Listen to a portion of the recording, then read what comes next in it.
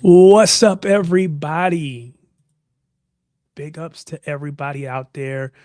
Big ups to Miami Snoopy, as always. First one here, doing his thing. Appreciate you, brother. I'm gonna make you a mod because you always here, always got that support. So I appreciate it, man. Big up, Gold Drips. Big ups to you, sir. Yes, I'm doing well.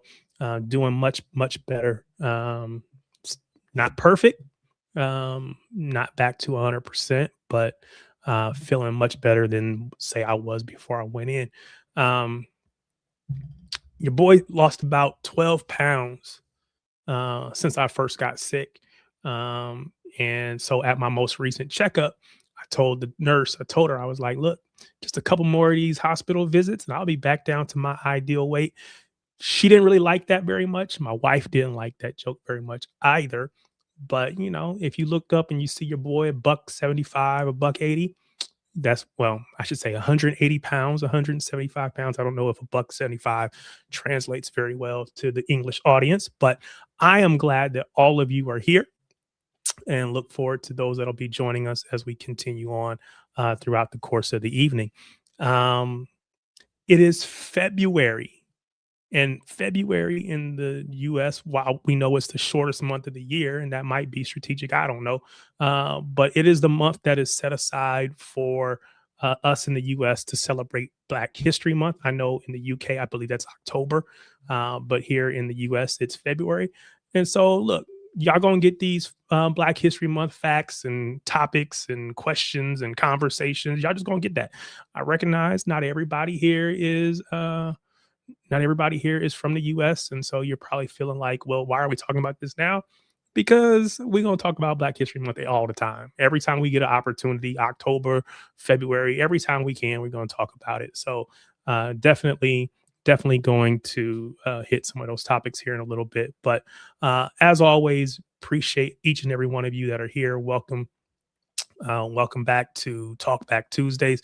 This is that show where you get an opportunity to come on and have your thoughts and have your comments, have your say on what's going on. A lot of people. I'm a City fan, so a lot of people who join are City fans, but you don't have to be a City fan.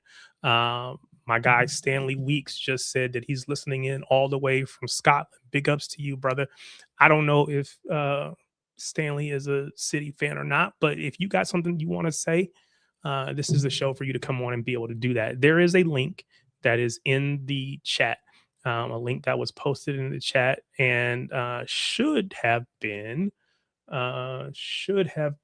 yep, it was, should have been pinned at the top of the chat. So there is a link that is pinned at the top of the chat. If you want to come on screen, you want to have your say, this is the opportunity for you to do that. Just click that link. It'll bring you into the studio and we'll get you on. We'll get you on. Dylan, my guy Dylan, Pepper Squad. Big up, Derek. I'm tired, bro. Can't be bothered with the results lately. Man, you and me both. You and me both. We're going to talk about it because we have to. But yeah. But you know what we're not going to do? We're not going to start with the pain. We're not going to start with the anguish. We're not going to start with the frustration. We're not going to start with the disappointment. We're not going to start with the letdown. We're not going to start with none of that because why should we? This is my show. I can start wherever I want to, and I choose my own mental health. I choose my own mental health, and I'm deciding that we are going to start by big upping the ladies who beat Chelsea 5-1 on, I believe it was on Sunday, beat them 5-1 to take, I should pull this up because they took a commanding lead in the WSL. So if we're going to start anywhere, we might as well just go ahead and start and get in props because Chelsea won the league last year. And then, of course, Arsenal won Champions League last year. So City weren't in either of those. Well, wasn't in the Champions League this year. So they could focus, if you want to talk about it. They'll say we were able to focus just on the league. Call it what you want to, but the women kicked butt. You can make all the excuses for why they did it or what have you, but they ran Chelsea off the field. Chelsea um, always typically have the best team. They spend money. They have plenty of players, and because they do go deep into um, Champions League typically, because they do typically compete or win the league. They are always in competition and they always get the best players. They picked up Naomi Girma earlier this year. They picked up other folks. So for City to welcome them into the Joy Stadium, I believe it was, and to run out 5-1 winners, man, that's impressive. It is not something that, like, I got to be honest, going into it, I was thinking that they might just, nick it, get a 1-1, maybe a 2-1, but they beat the brakes off Chelsea. Uh, Big ups to Carolyn, the Brazilian winger. She got a hat trick, got goals on the 13th, the 49th, and the 54th minute. Of course, Bunny Shaw got her goal. She's basically Holland. She's inevitable. Always, well, she's basically what Holland used to be, inevitable. We won't talk about Holland too much, but got her goal in the 36th. And of course, Viv Miedema got a goal in the 72nd. So 5-1. Alyssa Thompson, the American, got the lone Chelsea goal. It was a butt whooping, and really glad to see it. So if we're going to start anywhere, we're going to start with, like I said, we're going to start with joy. We ain't starting with pain. We're starting with joy. And that takes, of course, they were already at the top of the table. That drops Chelsea down to third on 27 points. United is in second at 28. Arsenal is in fourth with 26.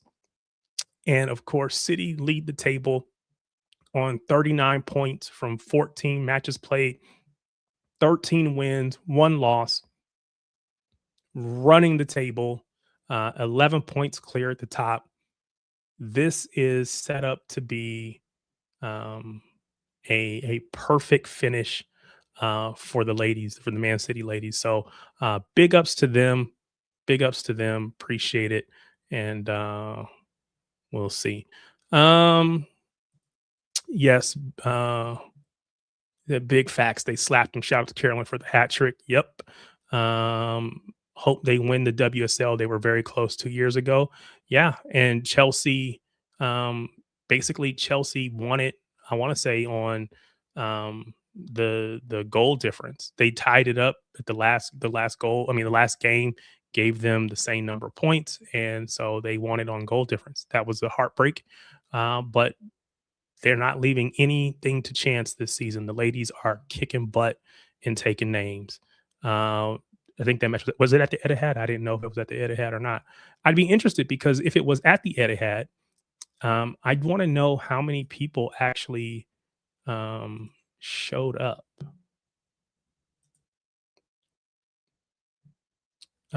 Because one thing that how do I know? I'll keep looking to see if I can find it. But one thing that I am a little disappointed, and again, this is me being an American living in Indiana, thousands upon thousands of miles away from the stadium, right?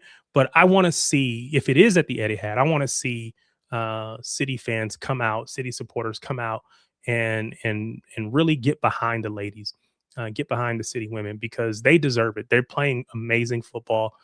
They deserve to have that support. And when we have gone to the Etihad, unlike a lot of other teams, where when Chelsea go to play at Stamford Bridge, it's packed. When United play at Old Trafford, it's packed. When we play at the Etihad, it's you know, maybe let's say three-fourths of the way full, which again, not bad, but I feel like we could do better. I feel like they deserve better. Now again, I understand that not everybody gets into women's football. It's mostly just about some people are only men's football fans, and that's your prerogative, right? But these women are super talented and doing a great job. We have an amazing team. We've got the world's best number 9 in Khadijah Bunny Shaw up top. In my opinion, we've got probably the best. I don't know if you want to call her a six or an eight or what you want to call her, but Yui Hasagawa, the Japanese midfielder, amazing. She's amazing. Barely puts a foot wrong. I just love her game. And so many other players. I won't go through all of them because I don't want to, you know, feel like it's being shade to anybody else. Um, so uh, I think it was good attendance. Maybe check on Five Mob. Cool. Uh, I hope that's the case. Snoopy says, "I can't lie. You're being generous with the three fourths take, in my opinion." Yeah, I'm. You know, I don't want to undersell it, but I'm probably. Yeah, it's probably not three fourths of the way full. Um, but I'm hoping that, we get behind the team. And again, I'm not there, so it's easy for me to say, right? It's easy for me to say that as someone who doesn't have to commit to being at the matches. The timing of the matches isn't great. So there's things that contribute to why we don't necessarily get the attendance that we would like to get, or I would like to see us get. But like I said, I don't want to focus on the negative. I want to focus on the fact that there is a city team that is atop of the table, and has a commanding lead at the top of the table, and is on their way to lifting the trophy for the league, and that is the City Women. And if you're out there, get behind this team because they are amazing. They are amazing.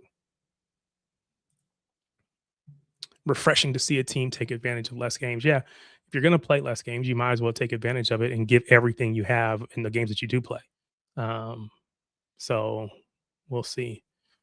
Snoopy said 2 years ago was tough. Lost at home to Arsenal at the death. Dropped the title based on goal difference. Yep, that was exactly how it happened. Um, that was tough. You think you have the league, and that would have got you into Champions League, and just didn't work out. So they fired the manager. They changed the manager out over before the season. Um, got rid of Gareth Taylor. Brought in I forget how to say his name, but uh, big ups. Like I said, big ups to them. I don't want to spend too much time here, but I do want it. I did want to start with joy. I wanted to start with happiness. I wanted to start being happy. You know, they got me on these meds to kind of keep my heart rate down. So if I start talking about all the frustration that I feel or whatever, my heart rate's going to go up. My doctor's not going to be happy. My wife's not going to be happy. So I gotta manage my way through this. And so in order to do that, I needed to start with some joy, and that comes in the shape and in the form of City Women beating the brakes off of uh, off of Chelsea. So we shall see. Gold Drip says, "Come on, show it. Why you're not showing it?"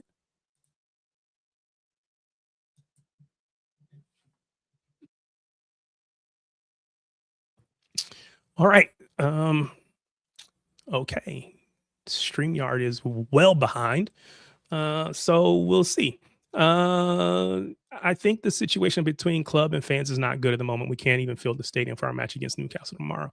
Yeah, we're struggling. Gold Drip says face cam is lagging. Okay, that's good to know. I don't know why, because I should be hardwired in, but hopefully it was lagging on my side. StreamYard was, so hopefully that is resolved. Is it back? Is it good again? Gold Drips or anybody else? Tell me if we're still lagging, or if we think we're good. Uh, Stanley Week says, "Is Pep's time up?" Yeah, we're gonna get into that. We're gonna get into that, and I'm gonna ask you all that question, because I have my opinion, but I think there is conversation to be had, and I think there's going to be people who feel different ways, and there's going to be people who feel like Pep needs to go. And while I don't agree necessarily, and we'll talk about it, there's going to be people who do, and I can't really argue that point with them because at the end of the day, results have not been good enough. I don't think that that's all on Pep, but we'll see. All right, we will jump into the frustrating part of the show. We talked about City. We got our joy from the women, but then the men drop points yet again. Yet again, we drop points. We have a 2-0 lead at the half. And in the second half, we don't get any shots. We give up 2 goals. Tottenham get 2 in the second half to effectively share the points after what was a pretty dominating first half display. I mean, I'm dominating maybe too strong, but I mean, we were doing everything we needed to do to win. And then we threw it away. And I have to ask the question, what is our issue after halftime? What are we struggling with? Why are we struggling in the way that we are? Because it just doesn't make sense to me. We can be we can look like world beaters in the first half and then go and throw it away in the second. What is our issue? I don't understand it. Why do we come out so timid, so weak, so scared in the second half? Why are we so mentally weak? We are a finesse team. We don't know how to play with any physicality and any emotion, and it's just oh, if things go well, if things go the way we want them to go, then we're good. But the moment things stop going the way we want it to, we don't know how to respond. Gold Drip says, if we come on, how much time will we get to chat? Is there any time limit? So there is not a time limit. You can come on and hang out for the whole rest of the show if you want, or you can just come on, say what you got to say, and then drop off whenever you're ready. I leave it up to the guests to see, how much they want to do. Some people want to come on. I have some people that come on every week, or typically most weeks, and they'll come on and be on the whole show. I have other people who will come on, be on for 10 minutes or so, and then drop off. It's entirely up to you. So if you're looking to come on, anybody that's looking to jump on the show, have your thoughts, then the in the chat there is a link that is at the, pinned at the top in that message. Click that link; it'll throw you in the studio, and then I can bring you on screen after that. But yeah, that's how that works. But I wonder. So I saw this tweet, and I'm going to bring it up on the screen. I saw this tweet from um, share my screen. Saw this tweet. It's by Eurofoot, um, but really it's about Gary Neville.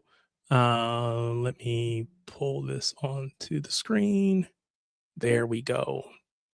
Gary Neville on Manchester City. They struggle when teams put them under pressure with high pressing on the ball and with balls into the box. They don't stand up to it, don't withstand that pressure. They haven't got the center backs who are dominant. They are second best and allow teams to reemerge in games. It will cause a massive problem. Arsenal can withstand pressure. This City team right now in midfield and defense, they haven't got the rock solid spine that can go and win a title. They're letting you down time and time after again. There is a lot of soul searching for City and Pep Guardiola. They look well short. I'm not a big Gary Neville fan, but I can't argue with what he said because it's proven to be true in my opinion. We do struggle when we're under high pressure.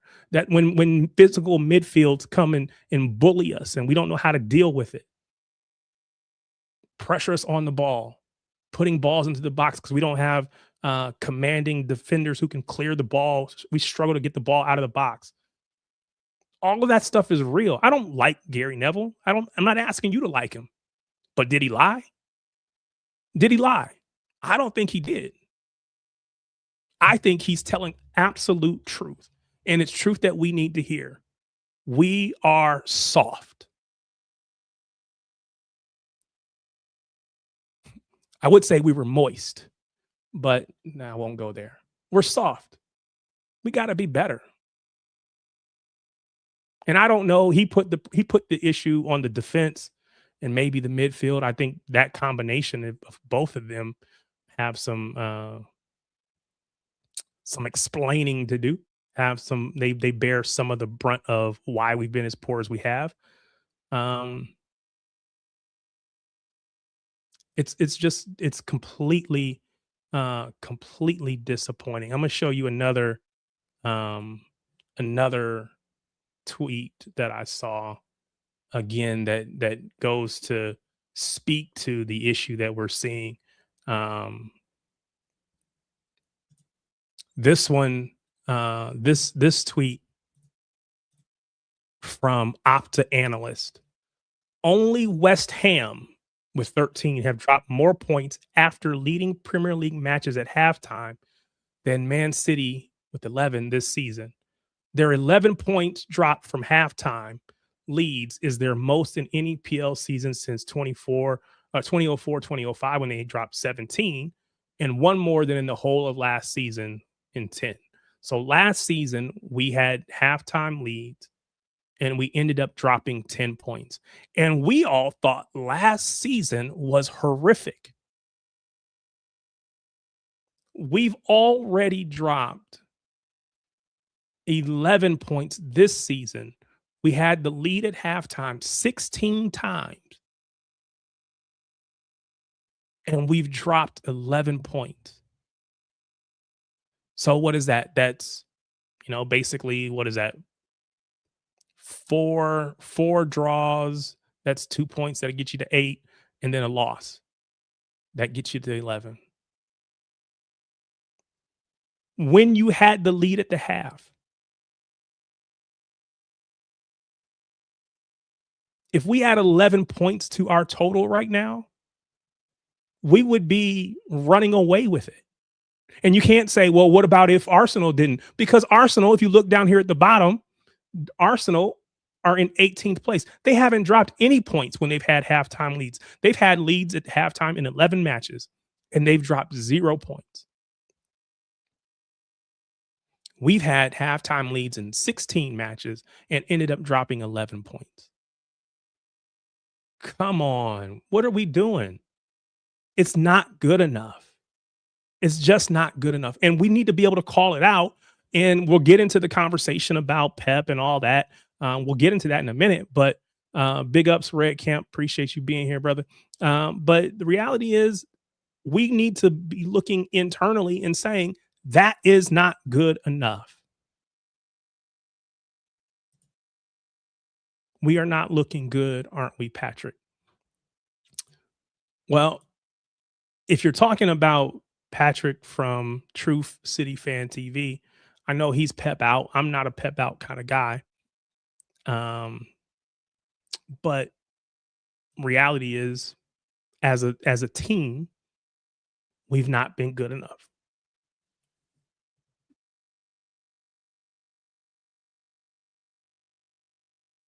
All good, man. All good.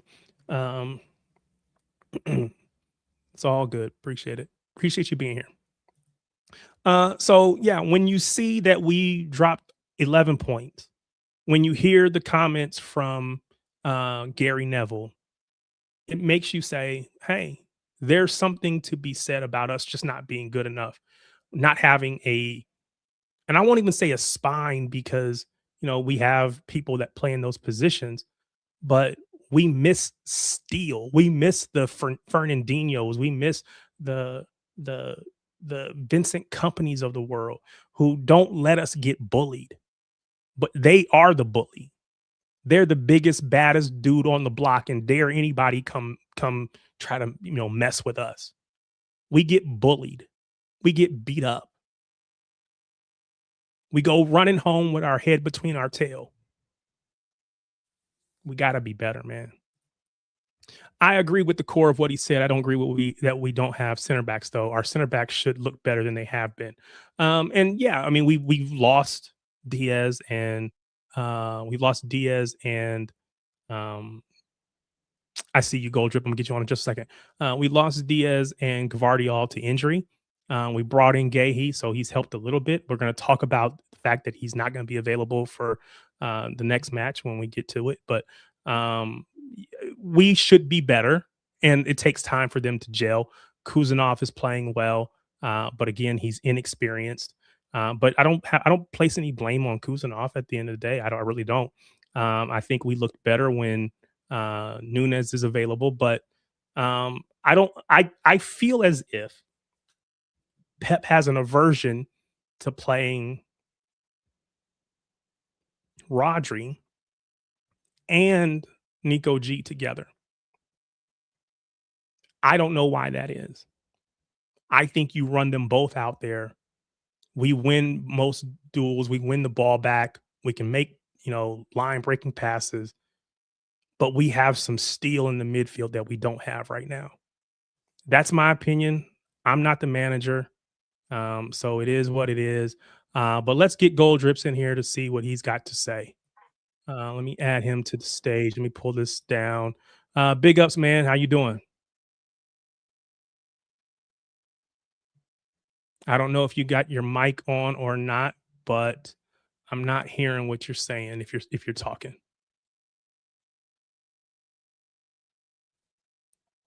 While he works on that, we'll pull up this comment.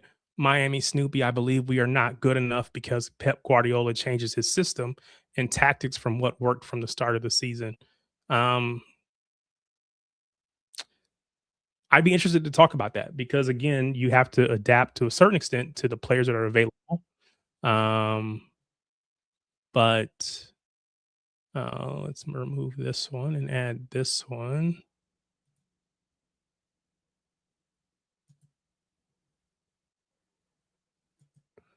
Let's try this one. What's up, man? You there?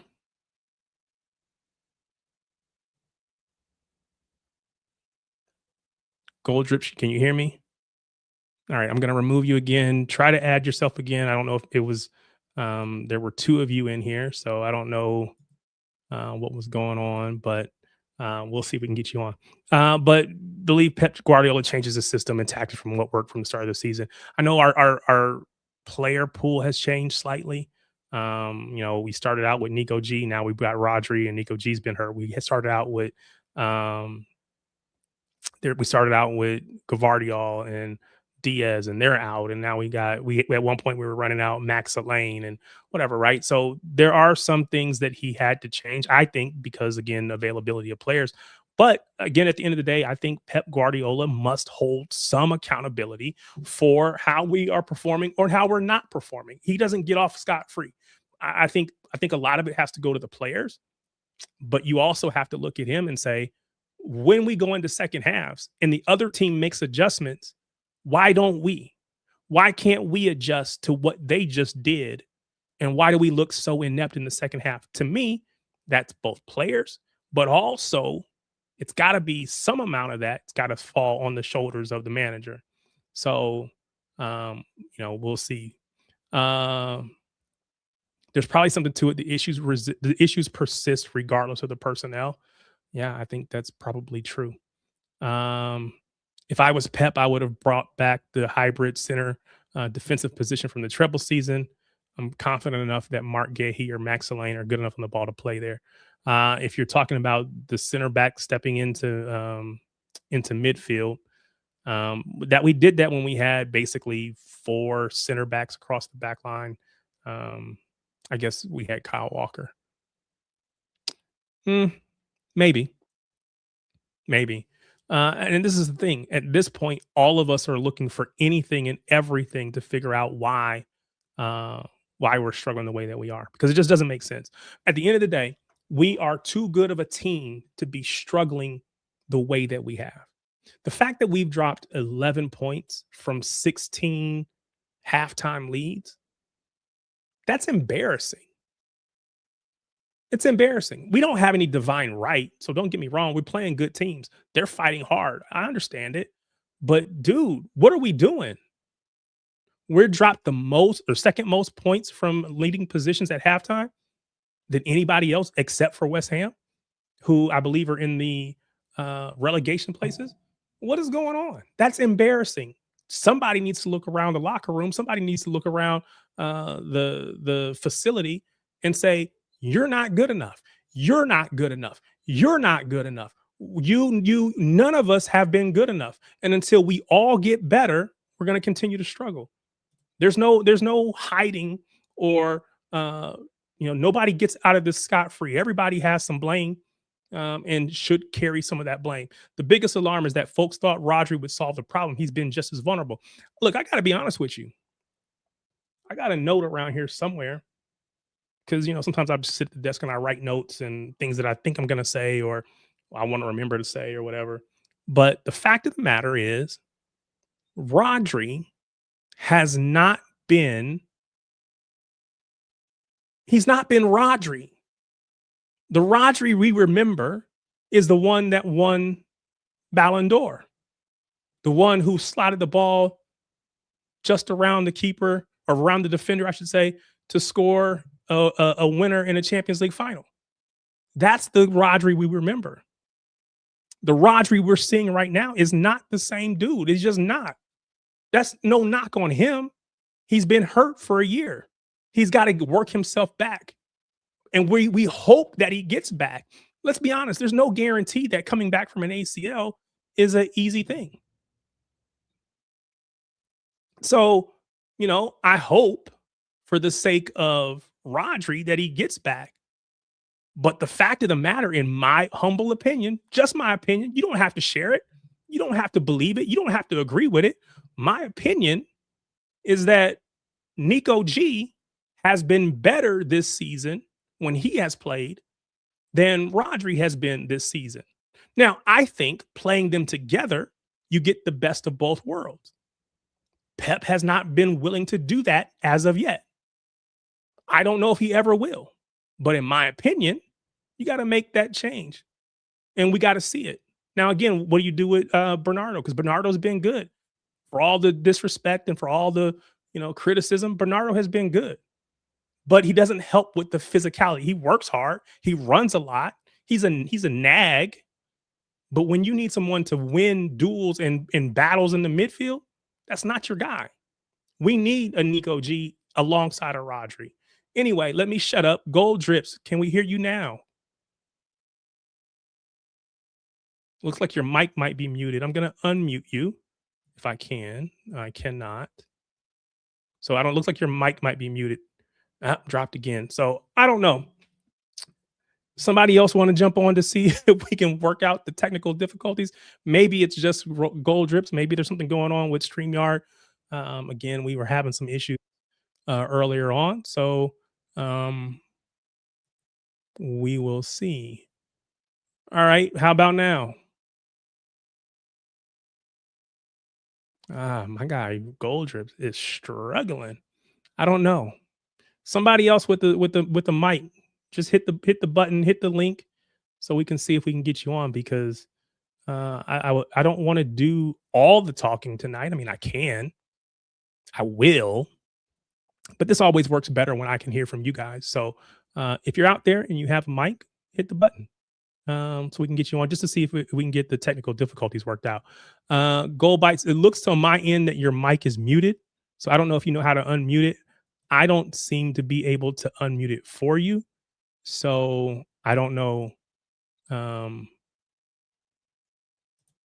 don't know what's going on there. But if somebody else wants to jump on just to test it out, we'd appreciate it. I'm going to go ahead and remove you because I can't hear you. But you know what? I really do appreciate you even trying to share, trying to come on and be a part of the show.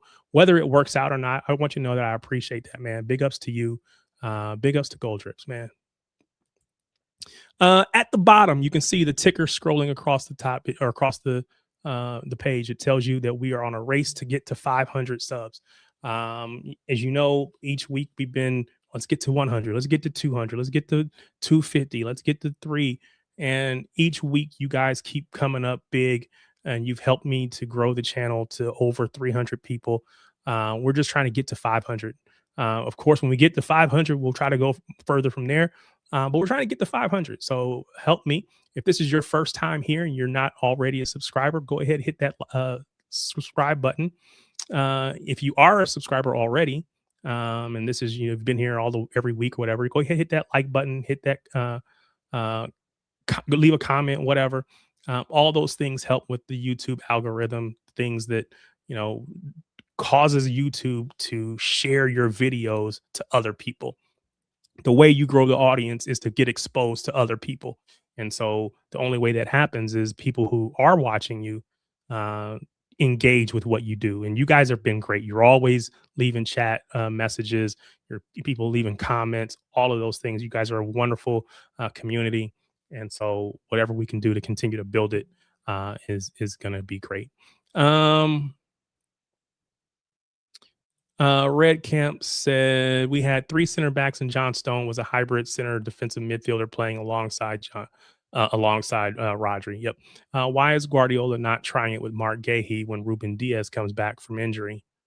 Uh, Maybe we got to figure out what when Ruben Diaz does come back. What does that look like? Because I just imagine it'll be your intent is to keep Kuzanov in the center back position. Kuzanov is a right-footed center back, and it's my opinion that Pep likes to play a right footer on the right and a left footer on the left. That's my opinion.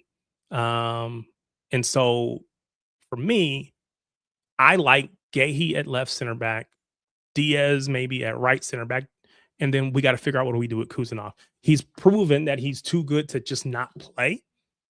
But also, when you have Diaz coming back, he's quote unquote our leader at the back. So it's going to be hard to just not put him back in. And I don't think you can do it at the expense of Mark Gahey, to be fair. I think having that left footer helps with the buildup, and we need it. Red Kemp goes on to say, I believe Guardiola switched back his system to a more possession type of philosophy. Guardiola probably thought Rodri would have been the same to counter the transition from the opposite side.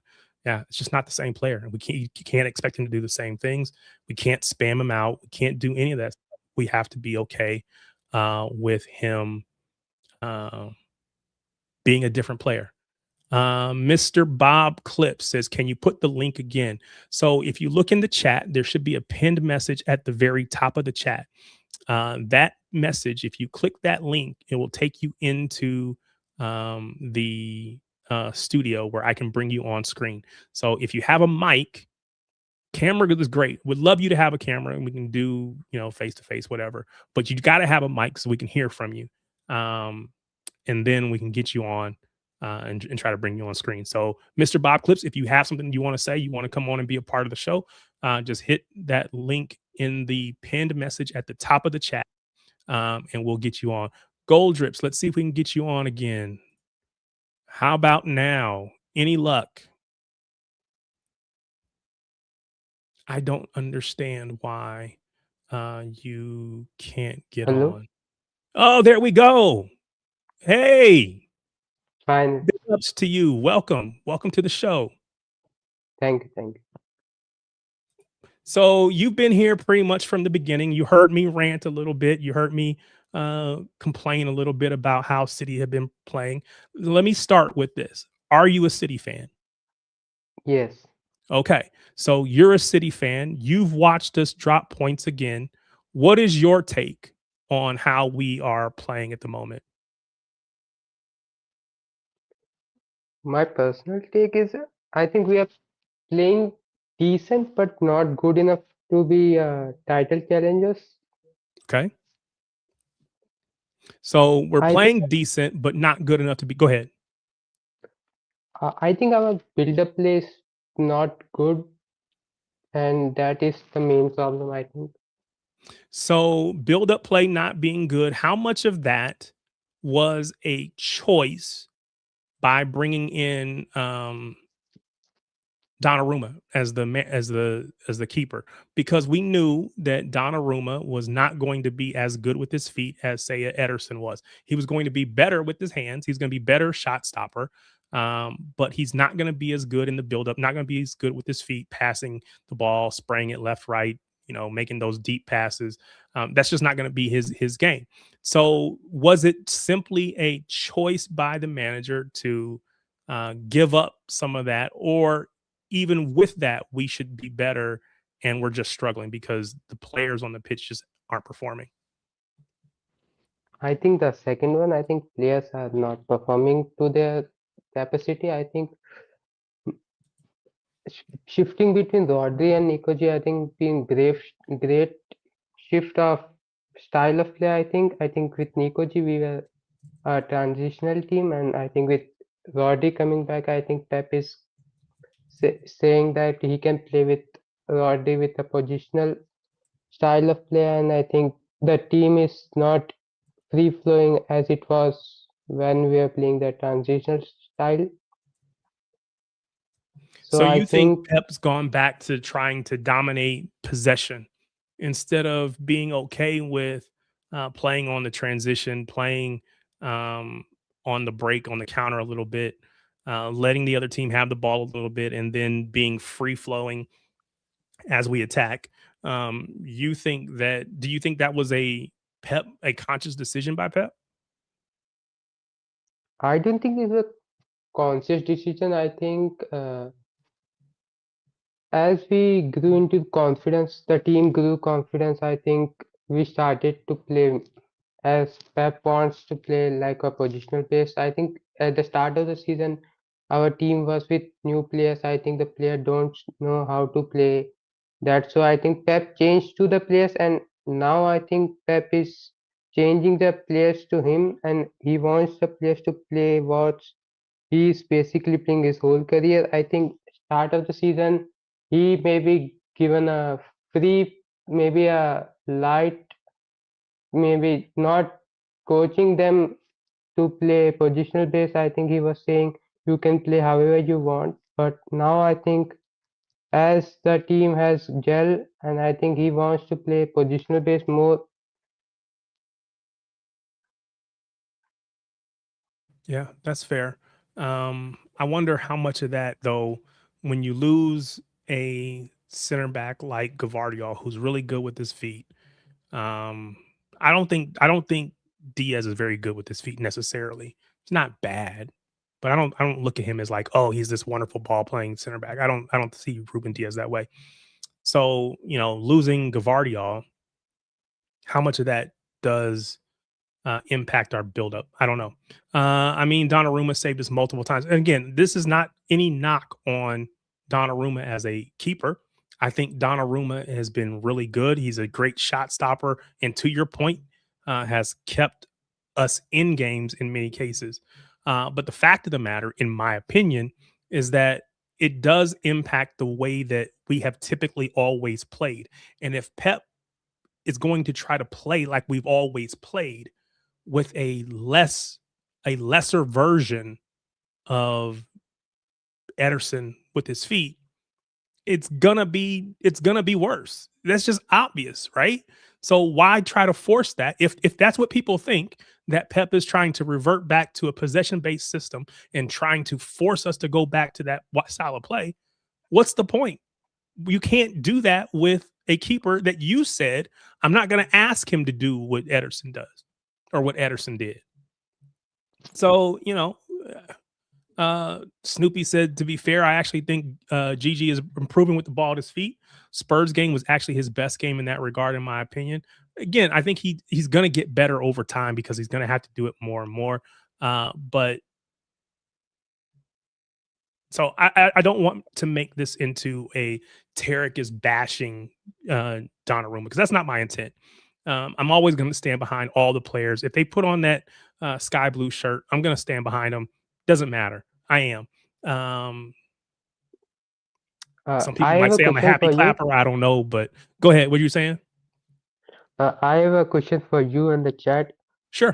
Did we just overhype our players, or thought they were good and they were not that good to challenge for a PL, and we just overhyped them like Gusnov, like Nico G, maybe Doku, Tijani Reinders. I think they are good players, but I think they are not good enough at the moment to challenge for the title in consistent basis. I think they can good for 2 or 3 games, and maybe that's an average player. Maybe So your question, and this is for me, but also for the chat. So if you're listening, feel free to put your comments in the chat, or if you want to come on and share them, that's fine too. But the question is, have we overhyped our players and we talk about them as if they're better than they actually are? And I think to a certain extent that's probably true in some cases. I think and again, I don't want to call names because that seems unfair and it feels like I'm targeting people. But when Savino comes in, has basically 20 goals and assists, 20 GNA in La Liga, you expect him to come in and hit the ground running. I think his first season, he had like 12 GNA or something like that. Good, good start, but he hasn't carried on. He hasn't kicked on from that. And we need now, he's been hurt. He's been in and out of the lineup, all those things. We had the summer issue with Tottenham Hotspur and whether he was going to leave or whatever. The fake 75 million number that got floated out there. All those things contribute to how we see him. But the fact of the matter is, he hasn't kicked on. Oscar Bob, we just let him go to Fulham. He was amazing in the U.S. tour a couple of seasons ago in the summer. He got hurt, and he hasn't been the same since he's gotten back. We could go down the list. You mentioned Kuzanov. I think Kuzanov is a really good player, but he needs experience. He needs time. He needs time on the pitch to continue to develop. Is he a world class center back at the moment? No. Do I think he has the potential to be? Probably, but he's not there yet. And so we can't talk about him as if he is there right now. We have to accept the fact that he's got some development to go and to do. Um, you know, I could go down the list, right? Holland is world class, but he's whether it's overplaying, tired, whatever, he's not been great recently. may I think the greater issue is if Pep didn't use his squad good enough this season. I think maybe use of Mamouche at Nouri. I know he was injured, but I think he can play more. I think Pep at the start of the season, maybe Rico Lewis could have been played mid in the midfield when Bernardo was not playing good. Now he's playing good, but at the middle of the season he was not. So I think he could have used Rico. I hear you. I like Rico, but my issue with Rico is again, he has no physicality. So when we get, I read the comments from Gary Neville, whether you like Neville or not, I read the comments. He talked about us being bullied and being, I should probably pull it back up to look at it again, but just basically how a physical, aggressive, hard pressing team in midfield cause us problems. We don't know how to deal with that. What did he say? He said they struggle when teams put them under pressure with high pressing on the ball and with balls into the box. Rico Lewis has great feet. He's great in tight spaces. But when you come up against, and again, we're going up against this midfield next week, or excuse me, tomorrow. When you go up against the Bruno G's and the Tenalis and I forget the other guy, that name escapes me. Joe Big Linton. dude, Joel Linton. Um, you can't get pushed off the ball. You can't get bullied off the ball. And that's what our midfield is doing quite in my opinion quite too much right now. All right, let me get some of these big ups. Man City, Canada, appreciate you. Um, I agree, Snoopy. I think part of the issue is obviously comparison to Ederson. It makes it more noticeable. Yes. John White. Yes, yes. At Tarek. Tarek, love you what you do, bro. Shout out from New Zealand. Big ups to you, man. I figure it's probably morning time for you. It's like 10, 11 hours difference. So big ups to you for being on with us this morning. Uh, your time. 7:23 p.m. my time, which makes it after midnight for those in the UK. Appreciate everybody being here with us and joining in. Red Camp says, for me, the main issue is Guardiola. In my opinion, no way Cherky, Semenya, and all these players are bad. Pep's tactics are fraudulent right now, in my opinion. Wow, that's tough. Let me star that. I'm going to come back to that in a minute. So, how do you think we will improve, or how can we improve according to you? Give me one sec. Good evening, Sir FZ, Sir Fizz. Big ups to you. Needs to understand this is getting outdated again. We got some pep comments. We're going to get to those. All right. Keely, big ups to you, sir. Appreciate it. Aaron, appreciate it. Thank you for being here. We'll get to some of the rest of these here in a minute. You asked me what do we need to do, or how do we get out of it? Is that basically what you're asking? Yeah, this season.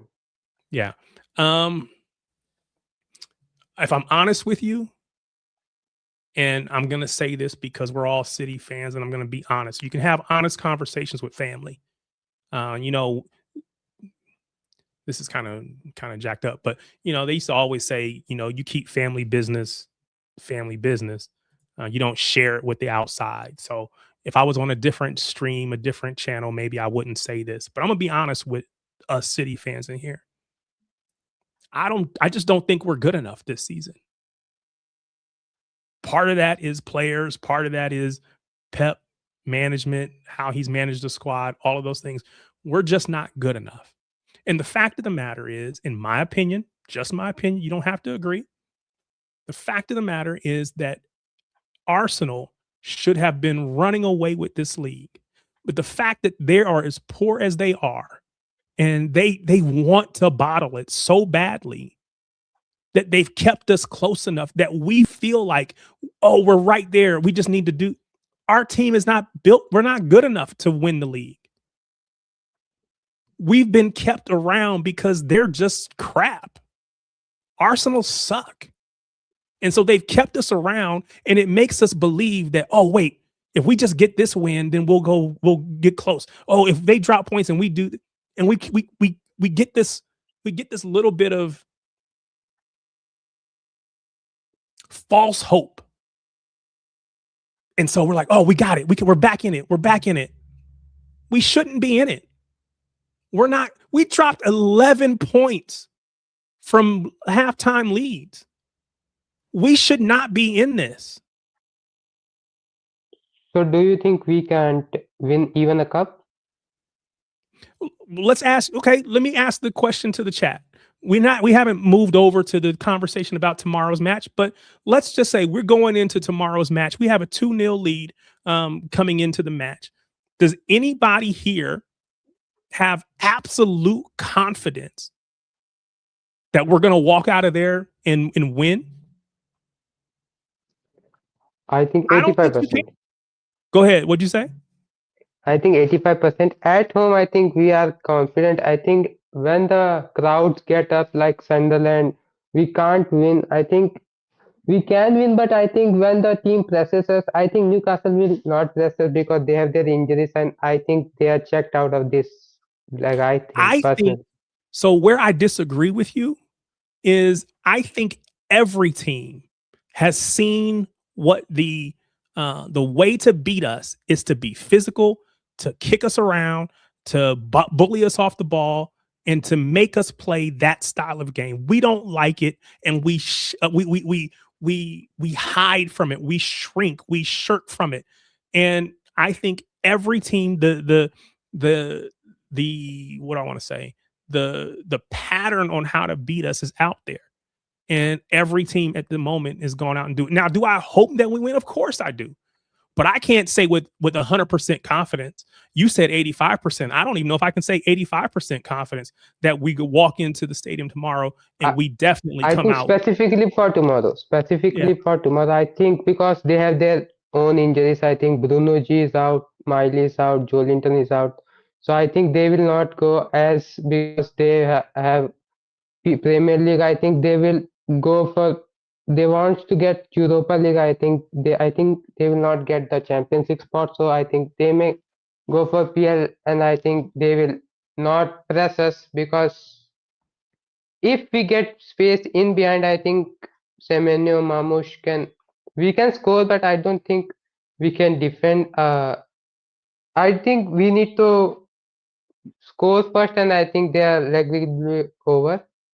I think if they score first, I don't know. I think then it's a 50-50 game.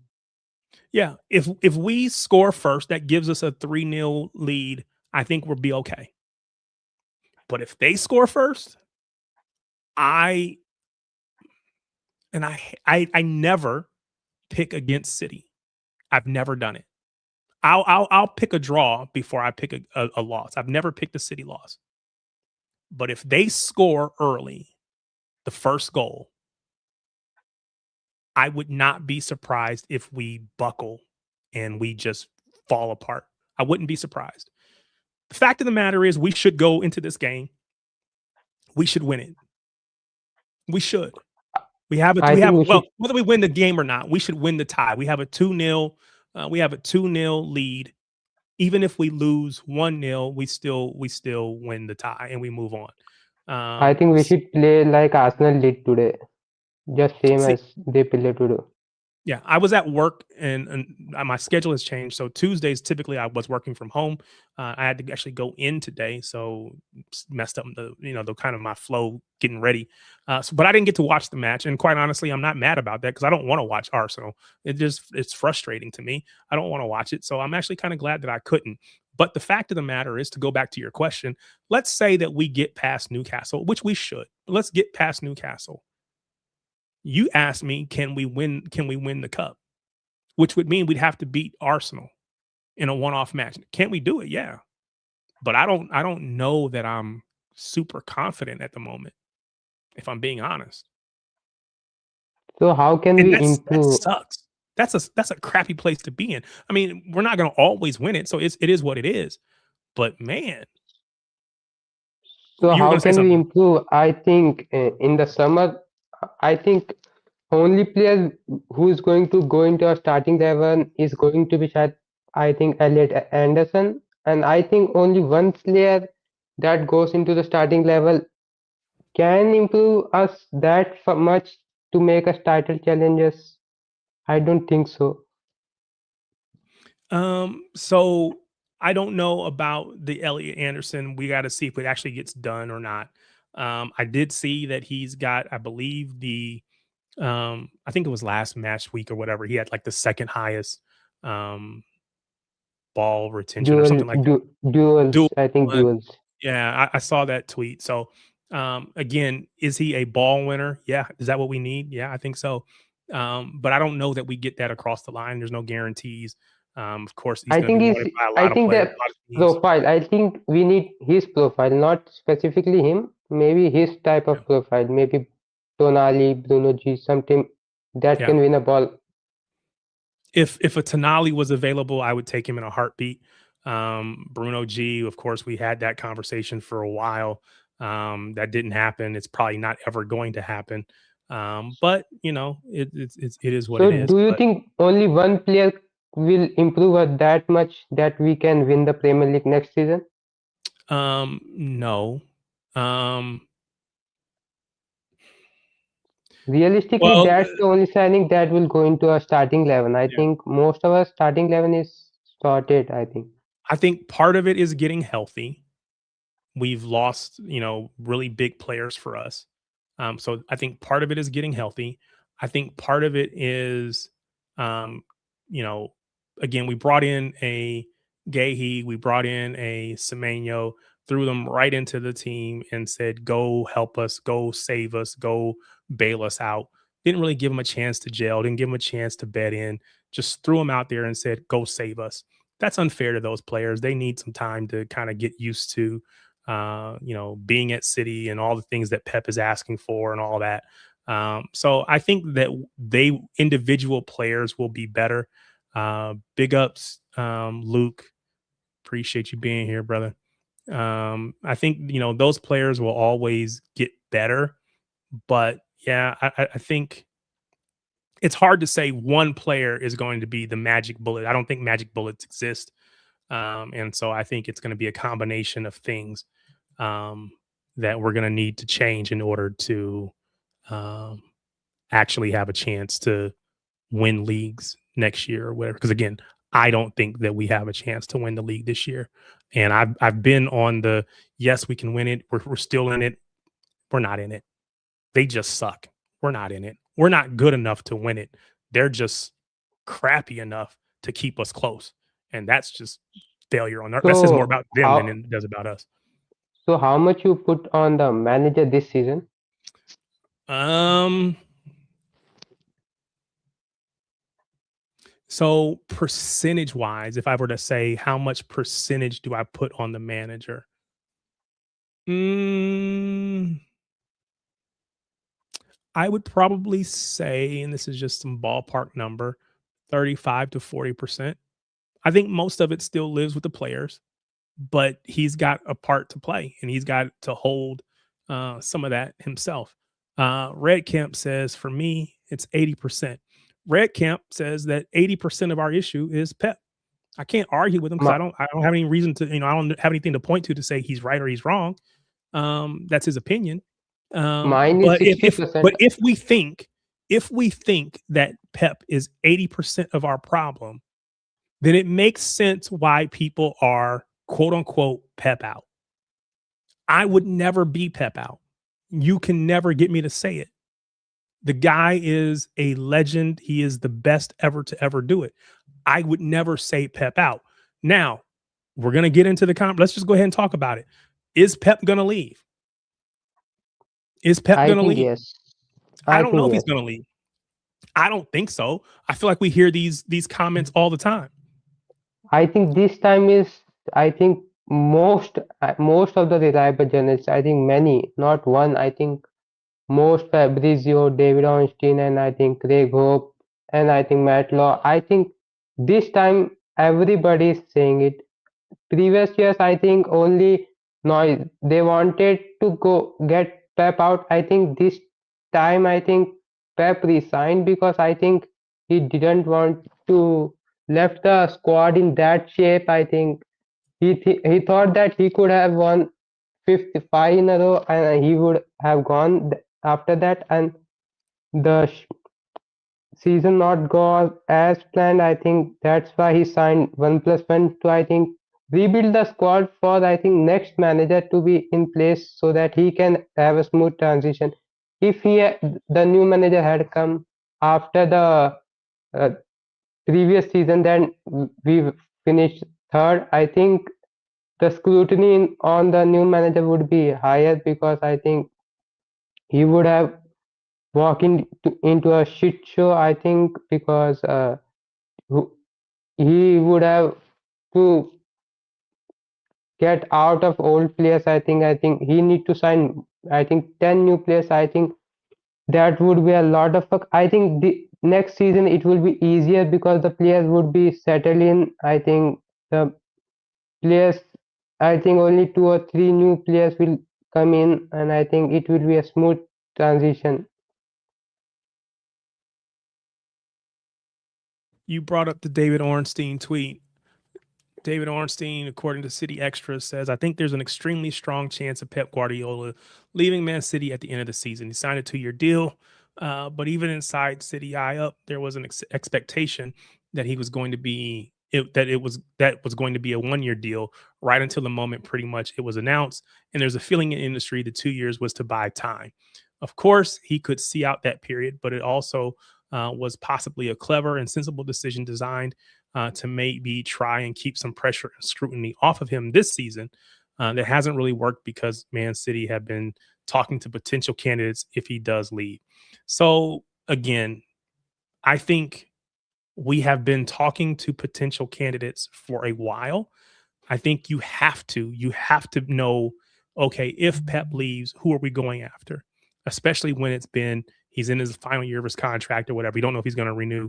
We have to do that, right? So I'm not going to sit here and say we've never had any conversations with other managers. I think we have. I think we would be stupid to not have done that at this point. However, I think the media consistently get caught up in the idea that Pep is going to leave. I think they're cheering for Pep to leave. Media, other fans, whatever, right? They're out there trying to get Pep to leave, and quite honestly, maybe trying to get us to turn on Pep as City fans and whatever. And I think to a certain extent that has worked. There's a lot of mischief making out there in media and social media. Great way to destabilize a club. Exactly right, Magnus. Exactly right. Um, I love Pep. He'll forever be my GOAT. But if he decided enough is enough, I am open to change now. I support City, not just one man. So this is where I am. I will never say Pep out. Never.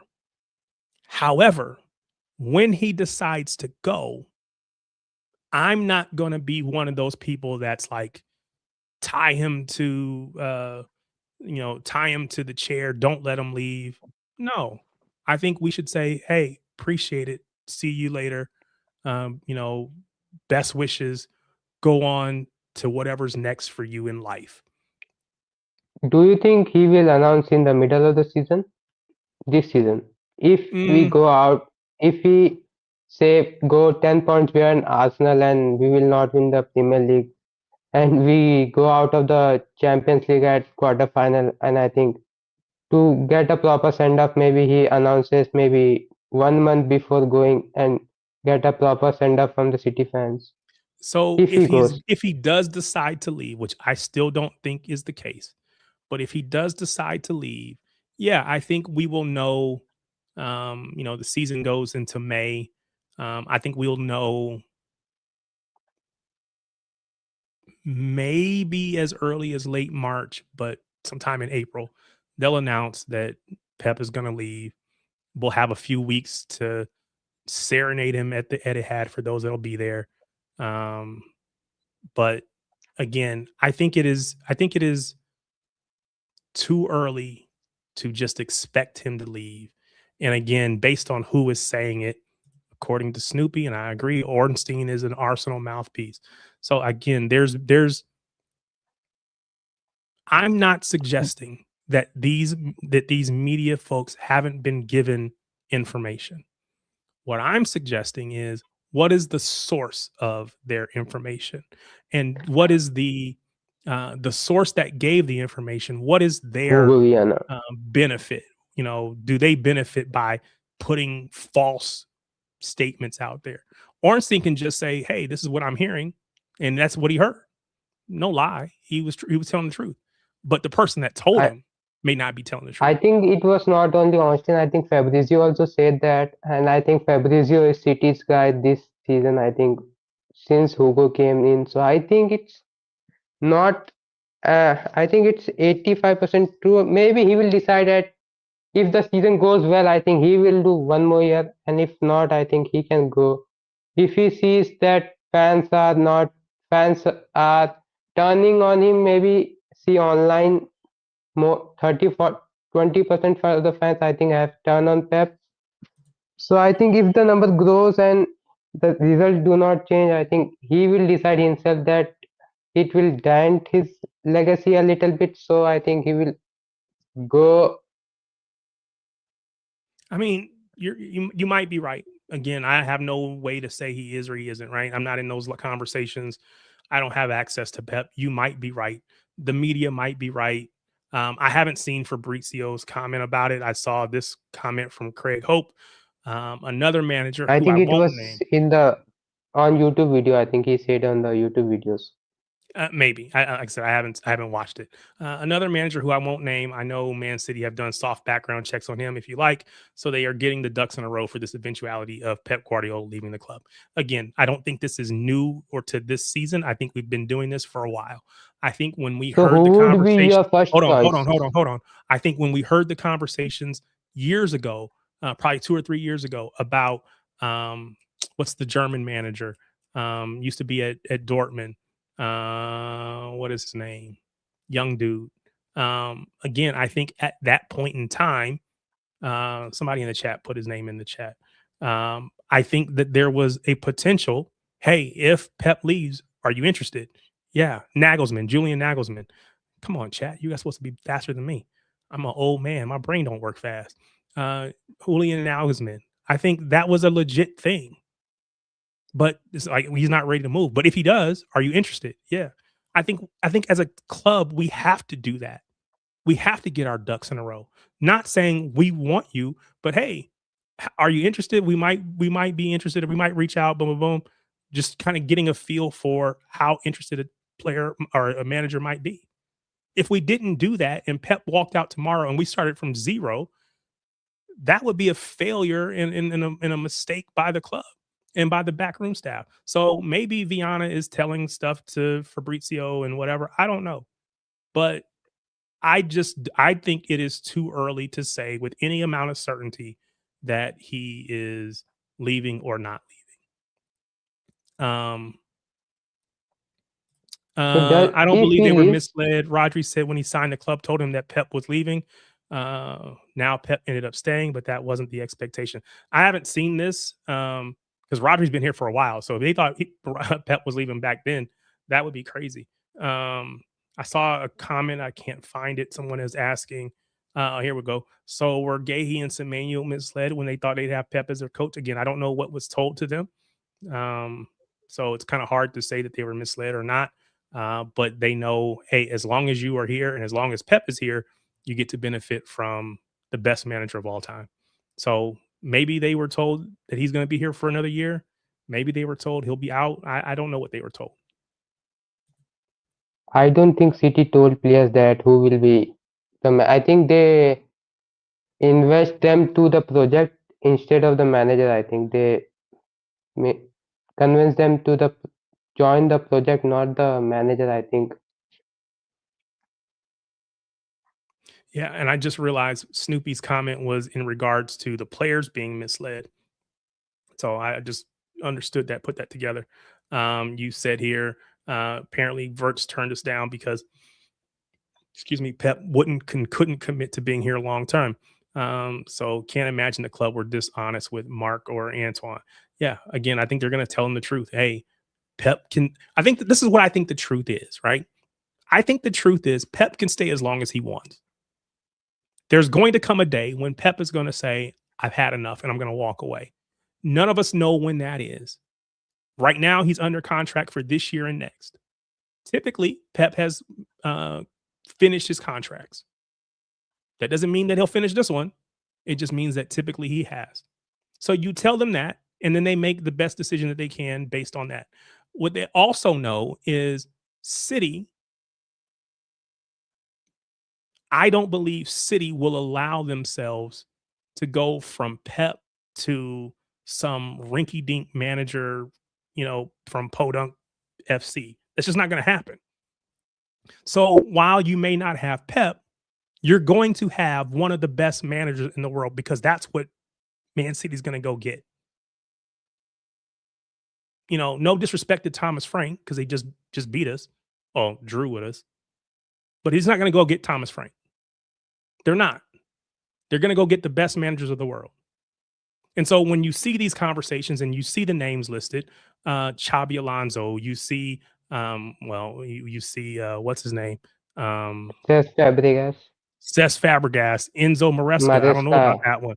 I don't know. Not Roberto sure De about that one. Zerbi. But Vincent Company, those are the types of names that we're going to be going after. Now, I don't want Vincent Company coming in behind Pep. Whoever comes behind Pep is going to have it. There's that phrase, the poison chalice. It's going to be unfair to that person because they're going to be judged on the basis of Pep Guardiola, and nobody can be him. In the same way that Donnarumma is being judged on his feet based on Ederson. Nobody's Ederson. So maybe that's unfair to look at him and say, "Oh, it's such a drop off." How far is he off from the next, the normal keeper? Because Ederson's not normal. That dude's an alien when it comes to his ability to play with his feet. So we got to stop comparing them to people that are exceptional at what they do because Pep is exceptional and there's going to be no one that can live up to that. So as a fan base, we have to be okay with a slight drop off and then build it back up. We can't expect to stay at the same level that we were with Pep. And right now we've kind of fallen off already. But we can't expect to be winning 4 in a row with Pep and then go on and win 4 in a row with this next manager. That's just probably not that's not likely. Because whoever the next manager is, they're not gonna be Pep. So as a Vincent Company fan, he is my favorite City player of all time. He is my forever captain. I don't want him to follow Pep because I think it puts an unfair target on him. Follow the guy that follows Pep, and I think it'll all be all right. But I think you know, I think we will have some amount of a drop off, but it doesn't have to be terminal. We have to guard against being united. We have to guard against being Arsenal when Wenger walked out, being united when Sir Alex walked out, and you see how many years it's been, and they still haven't gotten back to the top. We have to guard against that, but to expect there to be another Pep, it's not likely. So if Pep leaves, who would be your top three choices from that list? I don't think we Well, will get Luis Enrique. I think we will not get Flick because I think if we get Luis Enrique, I don't think he will stay more than 3 years. And I think the well, club will decide to build a project for I think 4 or 5 years. I think long term, I don't think because if he signs 3 year deals, I don't think he will stay for more than three because he generally wants new challenge. I think he will move. So I think they will go for a project manager like Arteta, like Maresca, like Alonso, like you Cesc know who Fabregas. else? You know who else never stayed any place longer than 4 or 5 years? Pep Guardiola. Before coming here, 4 years was like his max, But I and he think was looking that for time, a new challenge. He came here, and there's a perfect alignment between the back room and him, and he was able to thrive. And a lot of the frustrations that he's felt in other places, he has not felt here. So I think if we judge it simply on that, as many rival fans did, they didn't expect Pep to be here long. Some of them thought he was going to get run out of the league from the very beginning. But all of them were hoping and thinking and praying, I probably, that, oh, okay, he'll be here for 3 years and then he'll move on because that's his track record. But there's something about City that says, while Barcelona was not good enough for me to stay there longer than 4 years, while Bayern Munich was not good enough for me to stay there longer than 4 years, there's something about Man City that makes me want to stay here. That doesn't mean that Luis Enrique will feel the same way. I don't know, but I don't rule it out because there's something special about Man City, and I don't care what the rival fans say and the 115 and all the stuff that they want to bring up. There is something special about this club.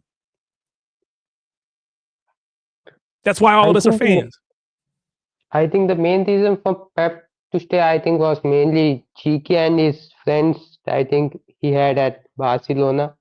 I think Yep. Feriano, Cheeky. That's maybe the main reason he stayed because he was But like, he I could have want walked that out. He could have player. walked out when Cheeky walked out. They could have I walked out think into his the sunset together. I think his plan was that, but I think we went that bad. I think he decided that we can't go both together, and that will put the club, I think, in massive danger to go the United way. I think he thought I think he will go after 1 or 2 years. I think if he decided to go with Chiki, I think the club will was not prepared for that. I think so. He decided to stay. I think that's for the reason. My personal opinion. Yeah. Again, I don't have any. Again, we're all just sharing our opinion. I can't say you're right, you're wrong. I can't. It's not for me to say. Snoopy makes the point. Our setup was specifically built and tailored to attract Pep. It's why Caldoun hired Cheeky and Soriano from the begin with. Yep, I agree. Um, they put a plan in place from the beginning to get Pep to come. I think they were trying to get him to come before he went to Bayern. Didn't work, but they kept up and then they had the pieces in place that he couldn't effectively turn it down. So again, it was special. Maybe it works for um, Luis Enrique, who I think would be an exceptional pickup if we could get him, who I think is going to leave PSG. If he were to come, I think that would be a great pickup. If you're gonna lose Pep, why not get a Luis Enrique? Even if he's only here With for 3 years. If he's only here for 3 years, that's okay. That's probably more with normal. Donnarumma, he will That's come the with issue. Donnarumma. That's the issue. Him and Donnarumma didn't get on. And so, there's the quotes about Donnarumma looking to get back to Italy and all of the stuff that people are trying to put out there. So, do I think that's going to happen? Not necessarily, but would I love it? Yeah, I would. I like Luis Enrique as a manager. I would love to have him. Um, People talk about Xabi Alonso, and he took a swing at Real Madrid. It didn't work.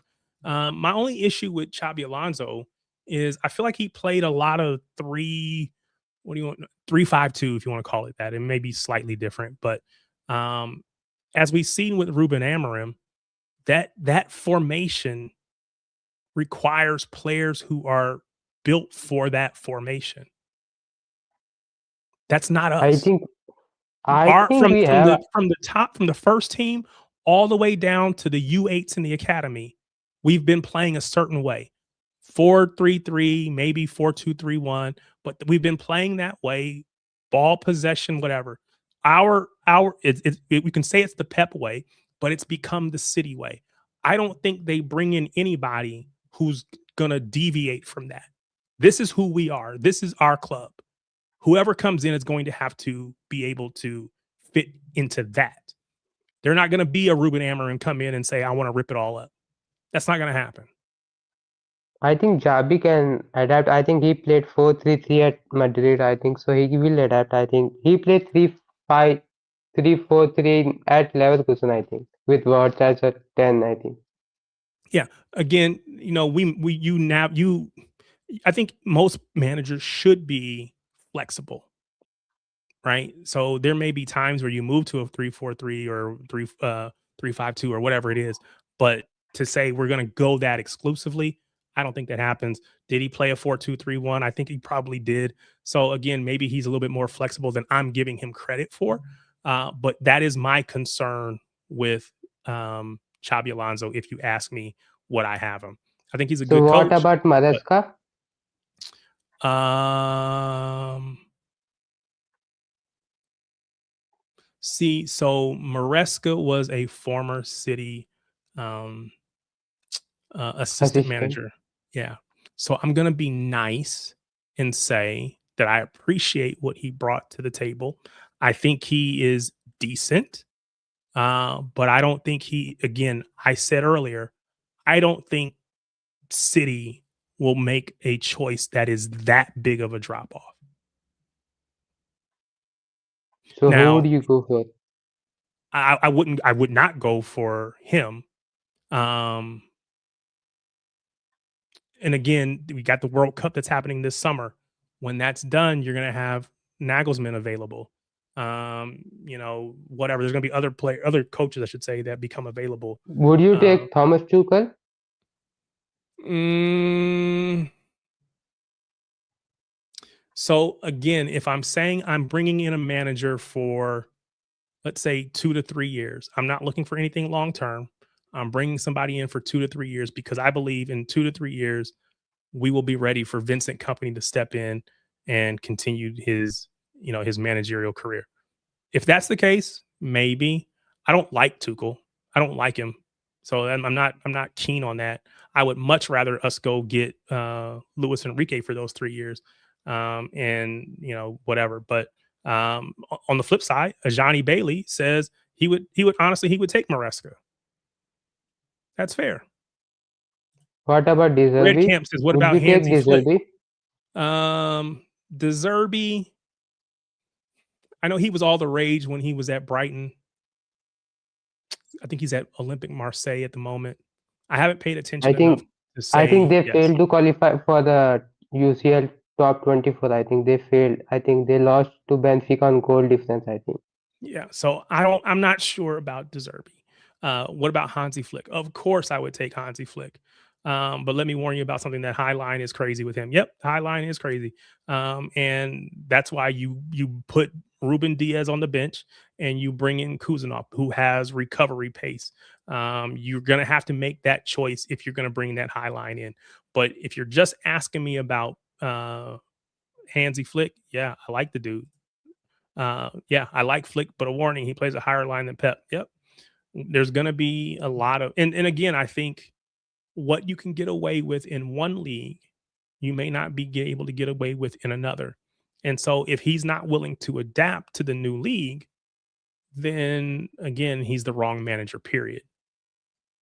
So what's your thoughts on Tijani Reinders? I think he is getting a lot of stick online. So what's your thought on his and his position, best position in our team currently? Um, so what is my thoughts on Tajani Reinders?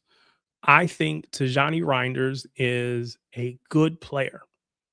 I think we thought he was going to come in and be a eight, meaning he was going to be box to box. He was going to be a ball winner. He was going to contest duels, win duels, and then turn and get the ball moving the other direction. And then if he scored goals, that was going to be great. We know he scored it in Italy, but of course, Serie A is not the PL, so that was going to be a bonus. Um, I think we've seen him get into good positions. He's scored some goals, no doubt.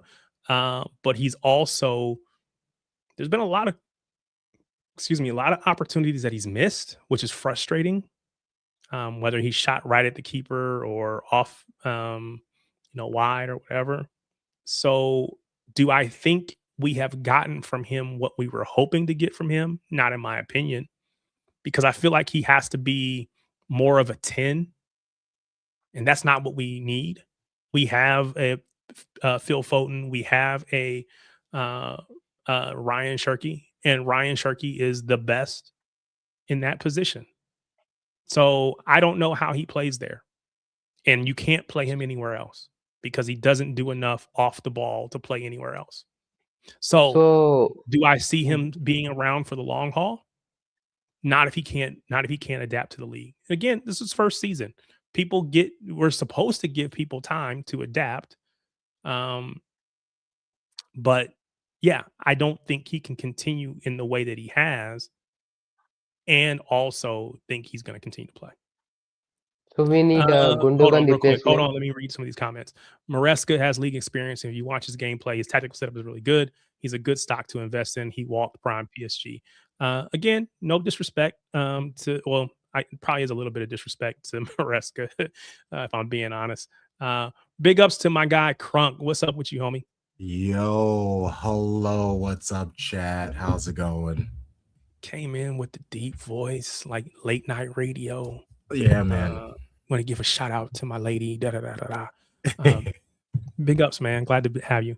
If you are new here, this is Crunk Chocolate. He is my show bro from Shades of Blue, which is where I got my start, where I spend most of my time online, streaming with these guys and recording and all of that stuff. So big ups to him. Thanks for jumping on, man. Of course, happy to join. I was running around doing some things, and I was like, I hope he's still going, but I knew you Yeah, were. I'm I knew you starting to fade though. It's I don't have the same energy that I had before were. everything. So That's I'm fair. I'm trying to I need so Gold Drips has been helping me get through it because he's been talking a little bit. But I need someone else to bounce these questions off of so I can get my second win. Hmm. I'm like Calvin Phillips right now. I came in a little overweight, a little out of shape. Pep's not trusting me to go to full 90 right now. I got to play my way back into shape. And so I need you to kind of help me get through it. So big ups to you, man. So the question was about um, what do we think about Tajani Reinders and what he's Mhm. brought to the club so far this season? What did you expect and what has he brought? Snoopy, and let me get this off the screen so that we can see each other. Snoopy said, I thought he was going to be the Gundawan successor, looking like I misprofiled him. I said that I thought he was going to come in and be an eight. He was going to be, a ball winner, but also be able to get going the other direction, transition the team. He was going to get goals, but Serie A is a little different than PL. So I didn't know that he was going to get how many goals, but I don't think he can play anywhere but 10 for us because he's not physical enough to play 8, God forbid 6. Hmm. So what are your thoughts? Yeah, I'm with you. it's not that he's, well, I'm trying to figure out how to phrase this. I agree that he isn't physical enough to play an 8. I would add on to that and say that I don't think he cares to. Like, he seems allergic, terrified, and really to get into those duels. He wants nothing to do with it. And I think that is what's most troubling, because City at their height, everybody was getting stuck in. Everybody was running up and down. Everyone was giving their all. And he's one of those guys where he just wants to go forward. He just wants to run on, he wants to run straight, get those balls lofted to him. I was specifically watching him when he came on against Tottenham off the ball, and he just looks completely lost. Like, he's not trying to find pockets of space. He doesn't necessarily know where to go. He just is like going where the ball is, and then immediately just starts running in between people trying to get a ball towards him. There appears to be a lot of the game that he needs to learn. I don't know if maybe it's something that's going on in the Premier League that is different from Serie A. Maybe it's just Pep's coaching, but yeah, there's definitely something missing from him, and it is troublesome because, like, if we have to, Shirky's above him, Bill is above him, so like that's a lot of work that he's gonna have to do. Do I think he can do it? Yes, but also he's what, like 26, 25, 26. So he kind of is who he is. It's going, like, unless he goes out of his way to grow his game, we might be in trouble. Yeah, that Anderson thing is true, but I feel like he's the hot conversation this year. Last year, everyone was talking about his boy, Gibbs White. Like, nobody was talking about Anderson. And I mean, I get it. But it I don't know, a hindsight type of thing is really easy to say. Yeah, it's just unfortunate about Tajani, because yeah, he's a good player. And honestly, he is not to just keep running, but he really is an example of just the squad in general. We don't really have that many people who want to just kind of get in there. They don't want to be in a dogfight, really. They just want to run up and down, get their shots off. Which is why I think we have to play Rodri and Nico G together. Yeah. Because we have to have two people out there that's going to fight for the ball, fight for, second balls, all the things, break up play, duel winning, whatever. If we only have one, we're too light. Because Phil, if he's playing at the 10 or even the 8, he's not giving you anything physically. Somebody mentioned Rico Lewis earlier. Rico's not giving you anything physically at all. Yeah, so these players aren't. Bernardo is he's a chihuahua. He's snapping at your heels. He's running all around doing a bunch of stuff. But when it comes to a physical one-on-one, he's not winning that. Yeah. So what was your thought on Nico Riley's performance on the midfield? I thought Nico O'Reilly looked really good. And he's had in my opinion, two good midfield performances. I don't know how many times he's played there all season, but he's had two. Before these last two, he didn't look good in midfield.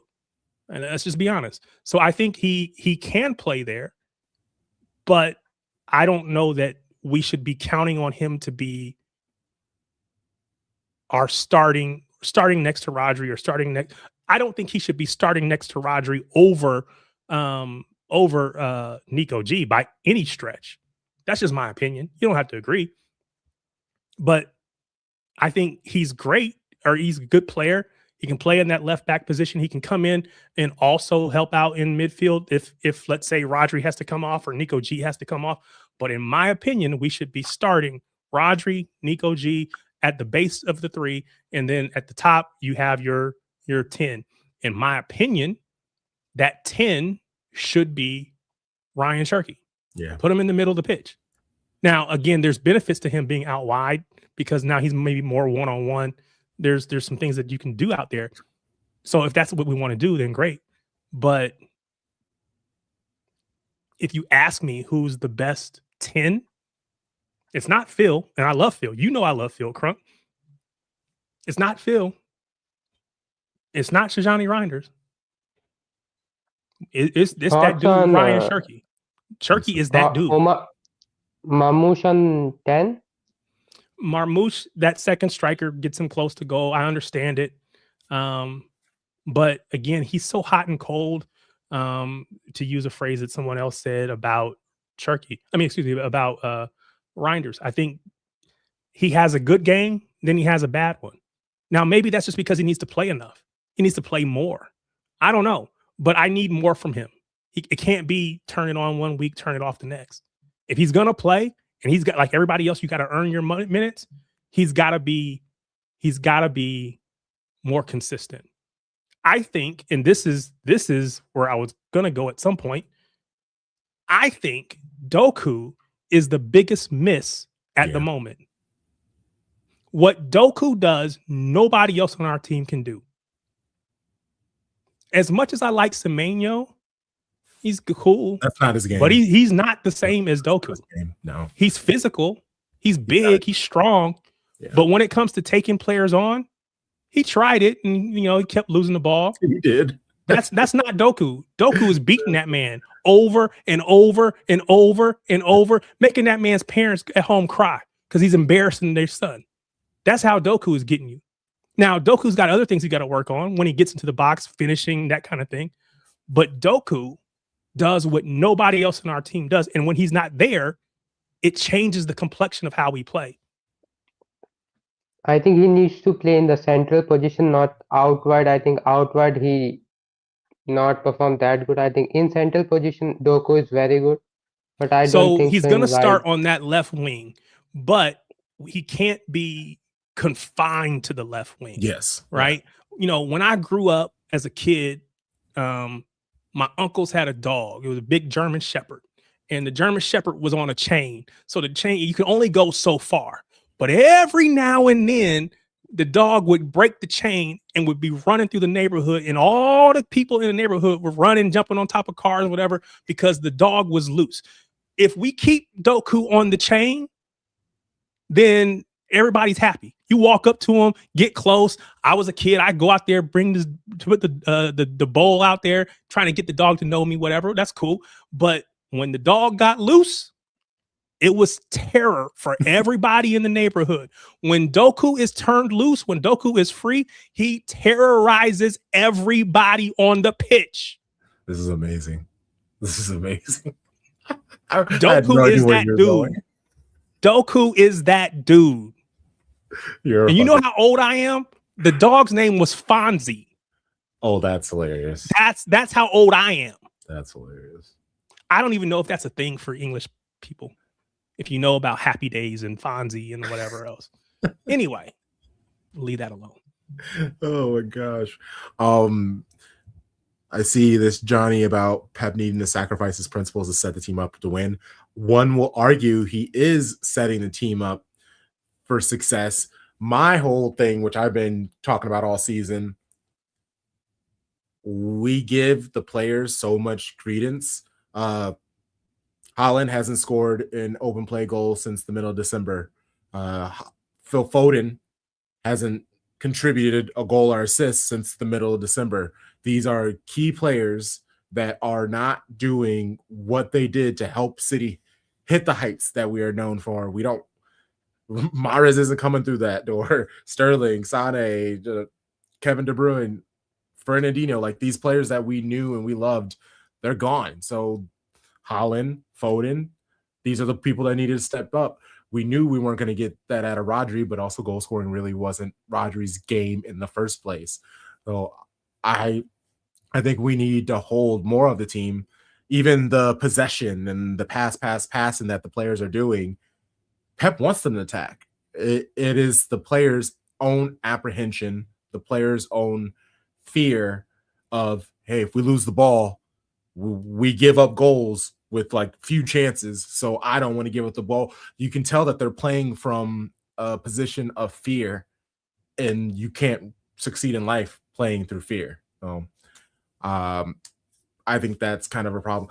Haaland needs more service. He's missed like so many shots. Like he's getting the service. He score the ball. Score the ball. I mean, I agree.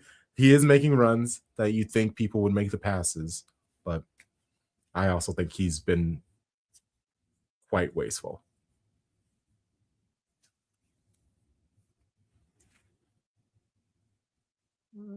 Timothy Would you says, start Haaland squad, tomorrow?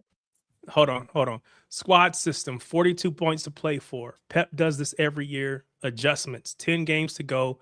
System clicks into gear. Pep knows more than me and more than you. QED. I don't know what that stands for, so apologies. We are City. So I will acknowledge that Pep knows more than me. Absolutely, 100%. Right. Mm-hmm. I will say stuff, and he probably laughs at it. Probably thinks it's ridiculous. And that's fair. He's the manager. He's getting paid millions of dollars or millions of pounds to do this.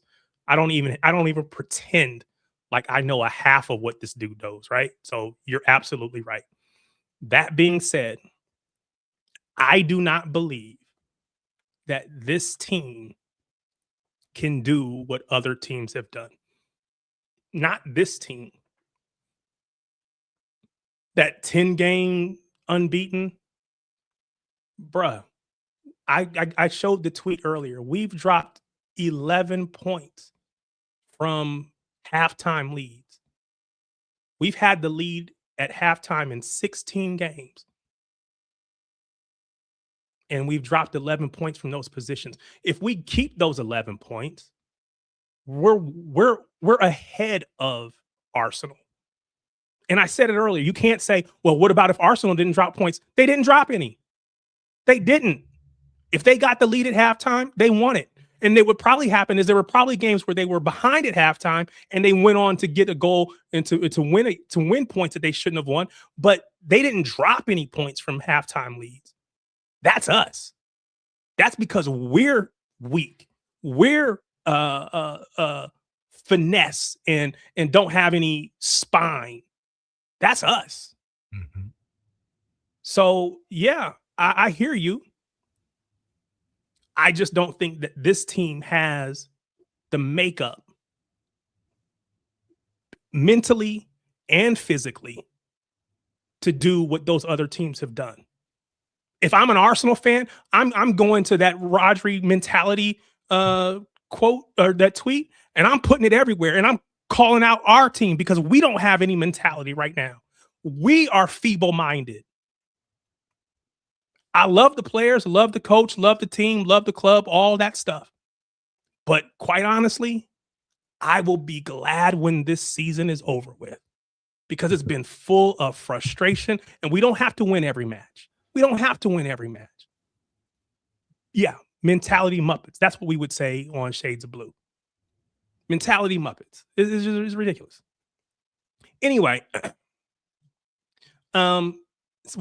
we've been on here for an hour and 45 minutes. I want to, there were other things that I wanted to get to, which we never really got into.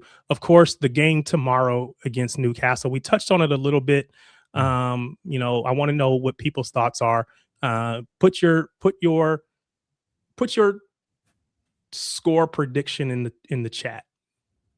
Again, if you ask me, can I guarantee that we advance tomorrow? I would tell you no. I can't guarantee it. Oh, you're down bad. You're down. I can't guarantee that. Oh, because they're going to go in there and they're going to bully us the same way everybody else has. And I need, if we get a goal first, then probably so.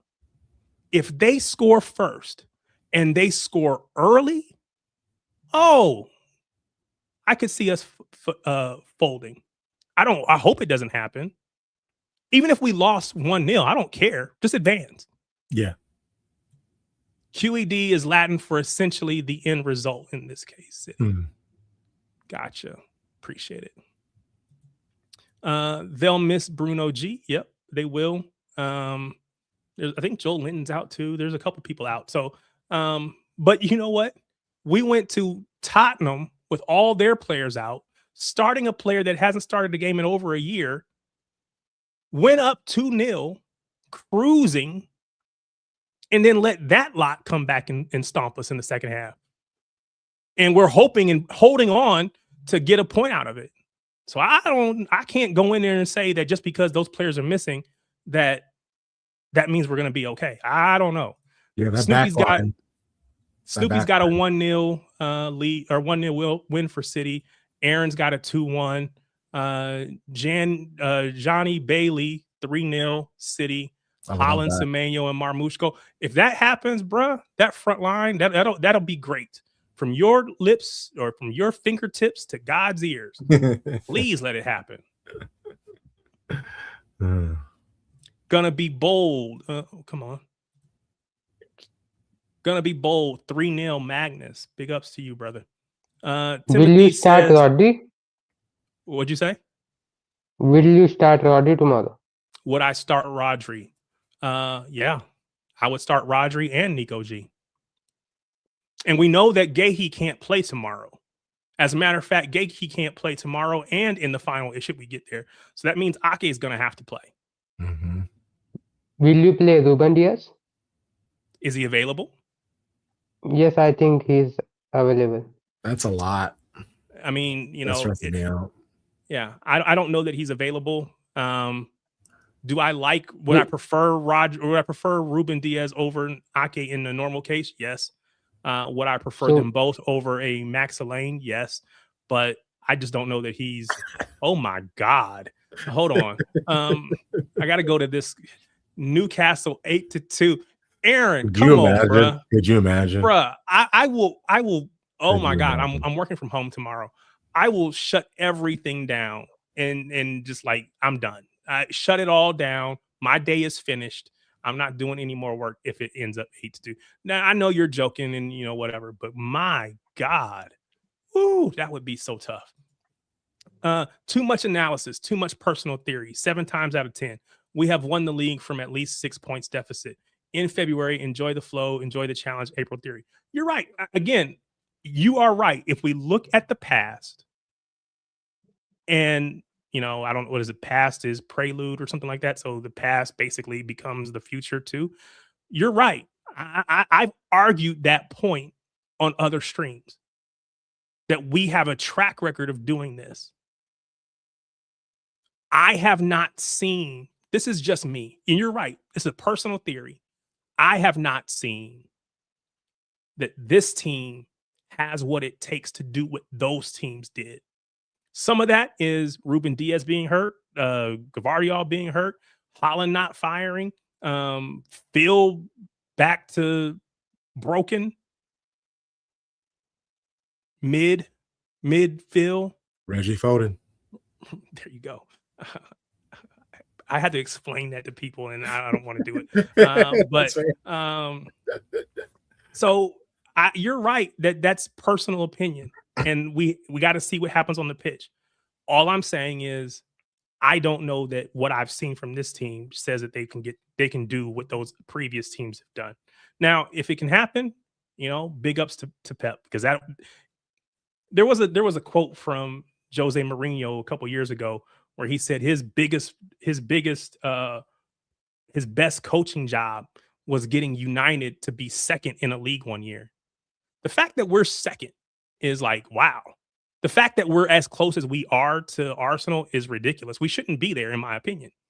We should be 11, 12, 13 points behind. This season should be wrapped up. It should be over with. We should all be like, okay, they won a league. Let's move on. The fact that Arsenal is as mid as they are, keeps us close. And that, like I said earlier, that gives us false hope because it makes us think, oh, we still have a chance. No, we don't, because we're not good enough. But they just suck, and so they keep us around, and so it gets we keep going on this roller coaster up and down, up and down, up and down with our emotions, when we should just be like, look, we're not good enough. Let me regulate my emotions, accept the fact that we're not good enough, and I'll see y'all next year and we'll be better. That's how I feel. Now, again, I'm not, me, I'm not typically the, fly off your emotions or whatever, but it's how I feel right now. So I got to be honest when I come on here and chat with everybody. I got to tell you how I'm really feeling.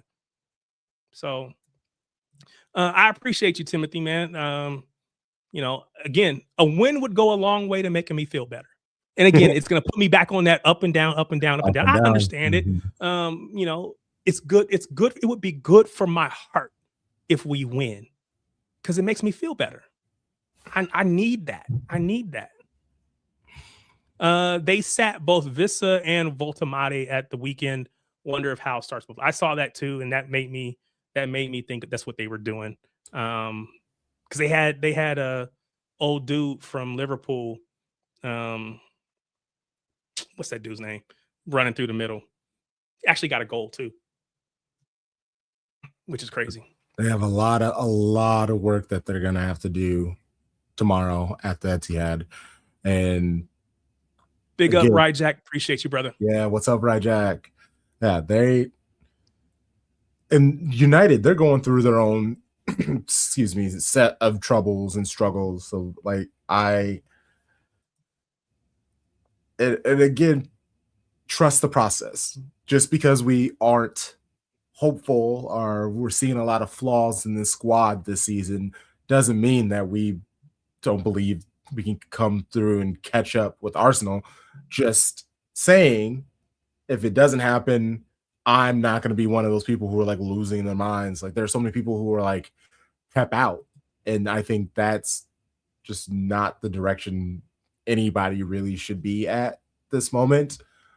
And I don't even think, like, say Pep goes, who are we bringing in right now who's going to save the season and get the squad running on all cylinders to run the league, to get the league going? Like, I don't think there's a manager out there. Like, they're going to need time. It's going to be a different look. There's going to be change that's going to happen. And in fact, we're going to have to be more patient. It wouldn't surprise me if we moved to third or fourth with a change. So if anything, which I want Pep to, I'm on record right now saying Pep can stay as long as he wants to. I've said it all the time. Pep can stay however long he wants to. And even in the pre and post match pressers, I watch all of them every single week for years. Last year, if he would have decided to leave, I could have understood that. He sounded exhausted, but he wanted to make sure he left the team in a better state than they were last year. They technically are in a better state this season, so if he wants to leave in the summer, thank you for everything you've done for the club. Absolute legend, the best Premier League manager of all time. Saf, you can sit down. It's just, and honestly, it'd make the most sense because we have a new set of players. They have a nice foundation of understanding of football knowledge from Pep Guardiola, but if they stay with him for another year or two, they might become too Pep-brained, where if they bring in a new manager, it might be difficult to, I guess, see his vision, especially compared to Pep's. So I'm here for it. Yes. Yeah. There's a couple other tweets that I was going to get to. There's a video regarding, or a tweet about net spend over the last 5 years. I think City were 7th in that.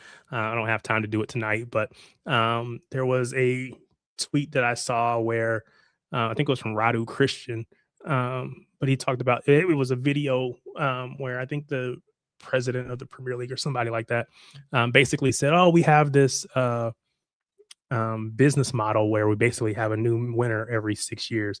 And of course, people took that and thought that, okay, that's a sign that it's corrupt or whatever. Every 6 years, they're going to put a new name, a thing that hasn't been out there on there. And I don't know what to make of that. Do I think it's completely corrupt like that? I hope not, God forbid. But the video isn't a great look. Let's just say that. And then there's one from, I don't know, Abba Celeste, something, whatever, all about Argentina. And it said that City almost sold Aguero to Chelsea in 2017. I didn't go back and look. I'm assuming that's when we brought in Gabby Jesus, and Pep basically almost letting Aguero go after he had let Hart go. Could you imagine? Oh my God. Well, That's I mean, crazy. We do know, and we saw the beef between those two. And so, like, it wouldn't surprise me. Obviously, that would have broke my heart. Yeah. I mean, that dude has a statue outside the stadium. Yeah. To get rid of him. Oh my God. Now, again, we know he moved on to Barcelona at some point, just whatever. couldn't stay healthy. But man, I just couldn't imagine. He was kind of in his prime still. And again, Pep is big on his style of play, and Aguero, to his credit, had to adjust and be willing to do it. But ooh, if he would have got rid of him, man, that would have been a big, big decision. Imagine we let Aguero go, but Pep got Messi back. Well, now again, there's levels to this thing. If you're gonna go from Aguero to Messi, that's something different. I But would like to I see mean, it. but if I you're gonna would- go from Aguero to Gabby Jesus based off of one season of potential, I don't know. I don't know. Somebody said, imagine if we signed Kane and not Holland. He's definitely suit the system more. Yeah, I mean, he's a guy that can play as a 10, right? He's going to get the ball. He's going to make those passes that maybe Holland can't make right now. I don't know that he's any more mobile, maybe. Not physically, but he maybe moves a little bit more. Holland can get static at times, but I think when Holland is on his game, he's the best in the world. But I understand this tweet because, or this message, because Kane would have been a great fit. We tried to go get him, didn't work out, so then we went and got Holland. It is what it is. All right, I'm gonna get out of here in a quick minute. We saw Footy get loaned out to Watford. I saw some tweets earlier today. Sounds like he had a good performance, first one. They were very excited about him. So big ups to Footy and Divine Mikasa to Leicester City on loan. I love it. So we'll have to see what he does on his loan. So we will see. All right. At the start of the show, I told y'all it's February. It's the shortest month of the year, but it is Black History Month in the U.S. And so we're going to have this Black History Month conversation. So y'all going to have to bear with me for the next probably 5 to 10 minutes. I live in Fort Wayne, Indiana, and I just doxed myself, but whatever. It's not like y'all didn't already know that. I live in Fort Wayne, Indiana. Today I ran into DeMarcus Beasley. We were just getting lunch. He was getting lunch. We ran into each other. So of course I dap him up, show him love, whatever. DeMarcus Beasley played one season on loan with Man City. He was on loan from PSV. He's an American left winger. If you're not familiar, I do have a signed jersey over there that I got, but yeah, American left winger, hometown legend, hometown hero. Spent a season on loan with Man City from PSV. He was the first American to play in the semifinals of the UEFA Champions League. His first City goal was a 83rd minute winner against West Ham.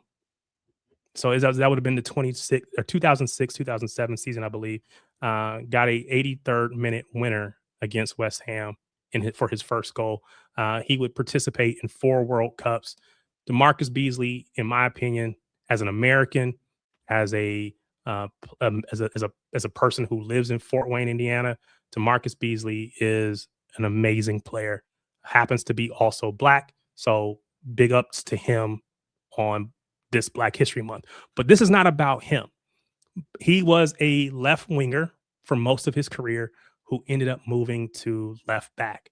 What I want to know from everyone is, tell me, who is your favorite City winger that was Black? Favorite Black City winger.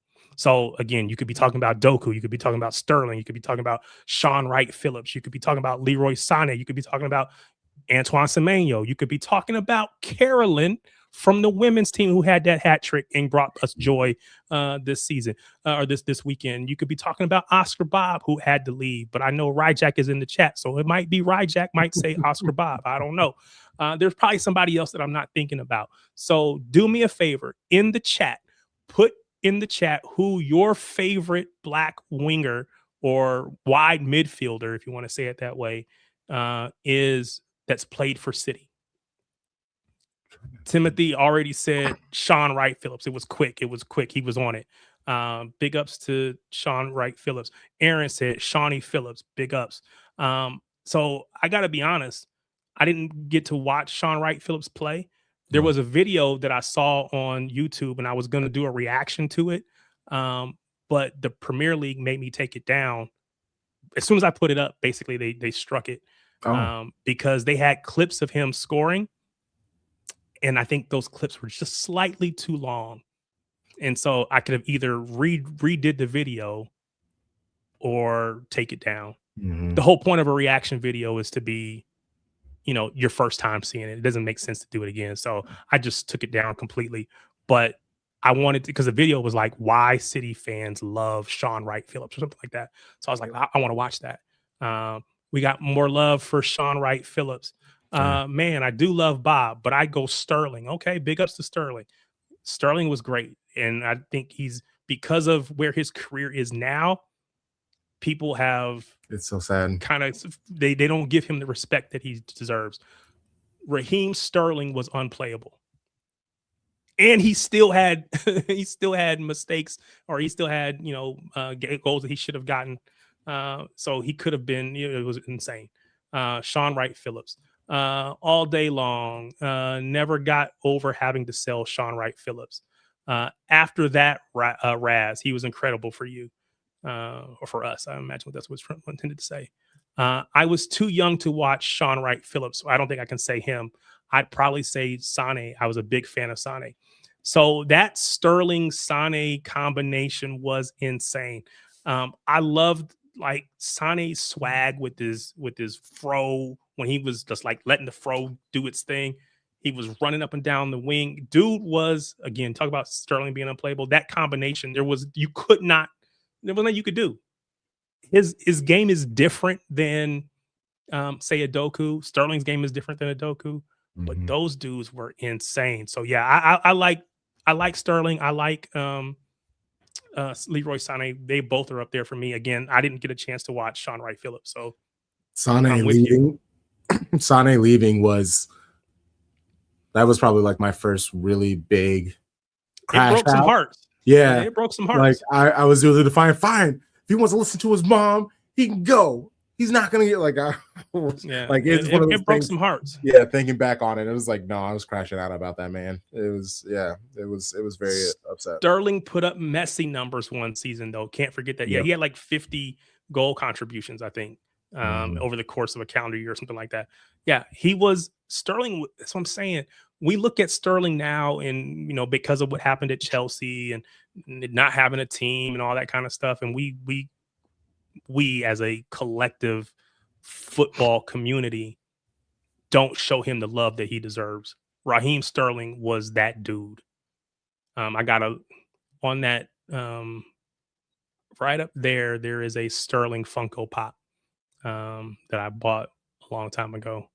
The first one I actually ever had because I just love that dude. He was great, man. Sterling thought he was underappreciated by the fan base. Yeah, and I think he still is. We were ish. I don't cuss. SWP, Sean Wright Phillips was lit, legend. Again, I keep hearing people say that. I have no reason to deny it. Watching him, it's kind of Doku-esque. He's more finesse, but he's beating people, taking them on. It was a great YouTube video to watch. It helped me understand what did they see? What were they, again, coming through the academy and all that kind of stuff, coming from like QPR or wherever it was, coming here, but then getting his chances in the first team. So yeah. Raheem was proper also. Yep, I agree. Big up Gold Drips, appreciate you. I'd go for Sane if contemporary only. Now you can go wherever you want. Sane was homesick and then regretted leaving afterwards. Yeah, I felt like there was a little bit of German influence. Hey, if you want to play in the World Cup, which is coming up, parents too, you got to come home. And so all of that stuff contributed to him coming home. And of course, he had the injury right before. I don't know that he ever recovered fully like that. No. But yeah, Sane was that dude. Sane leaving was a terrible career move, in my opinion. Yeah, I agree. Timothy said Sane also. City legend Raz, top player for us. I appreciate everybody giving Raheem Sterling that showing him love. Sane and Sterling had the possession and quick passing chops also. I want Doku to get better at quick passing with our midfield and not just relying on the left back or the left center back. I mean, that's fair, but that's again when he comes inside, that's when you're going to see him connecting with those midfielders, connecting, playing, the ball off of a Cherky or off of a Holland, getting the ball back as he continues his run into the box, and either taking that shot or making that pass. So I think we're seeing it, but again, we can't keep him constrained to the sideline and expect that out of him. We got to let him be free. So Ryjack said it, Mahrez also, because again, Algerian, that's black to me. So yes, Mahrez, probably City's best winger, which is hard to say because Raheem had the numbers, but Mahrez was great. I can't argue that combination. Maybe I would say maybe like clutch, maybe clinical. Yeah, I wouldn't say best, but he definitely earns he was top in certain things. If when he came on as a sub, you knew he was going to give you a goal or he's going to get you an assist. So that's where I say he's probably clinical or clutch. Like if we needed a situational goal or something like that, Mahrez is on. We got that. If you watch this video on, on demand, can't post your thought in the chat, but post it in the comment. Tell me who your favorite black winger is. So next week we're gonna do other positions. So you're talking about Fernandinho, of course. There's gonna be conversation about Yaya Toure. There's gonna be conversation about for me, Vincent Kompany, all those people, right? We're gonna do it by position. So we'll probably go either midfield or defender next.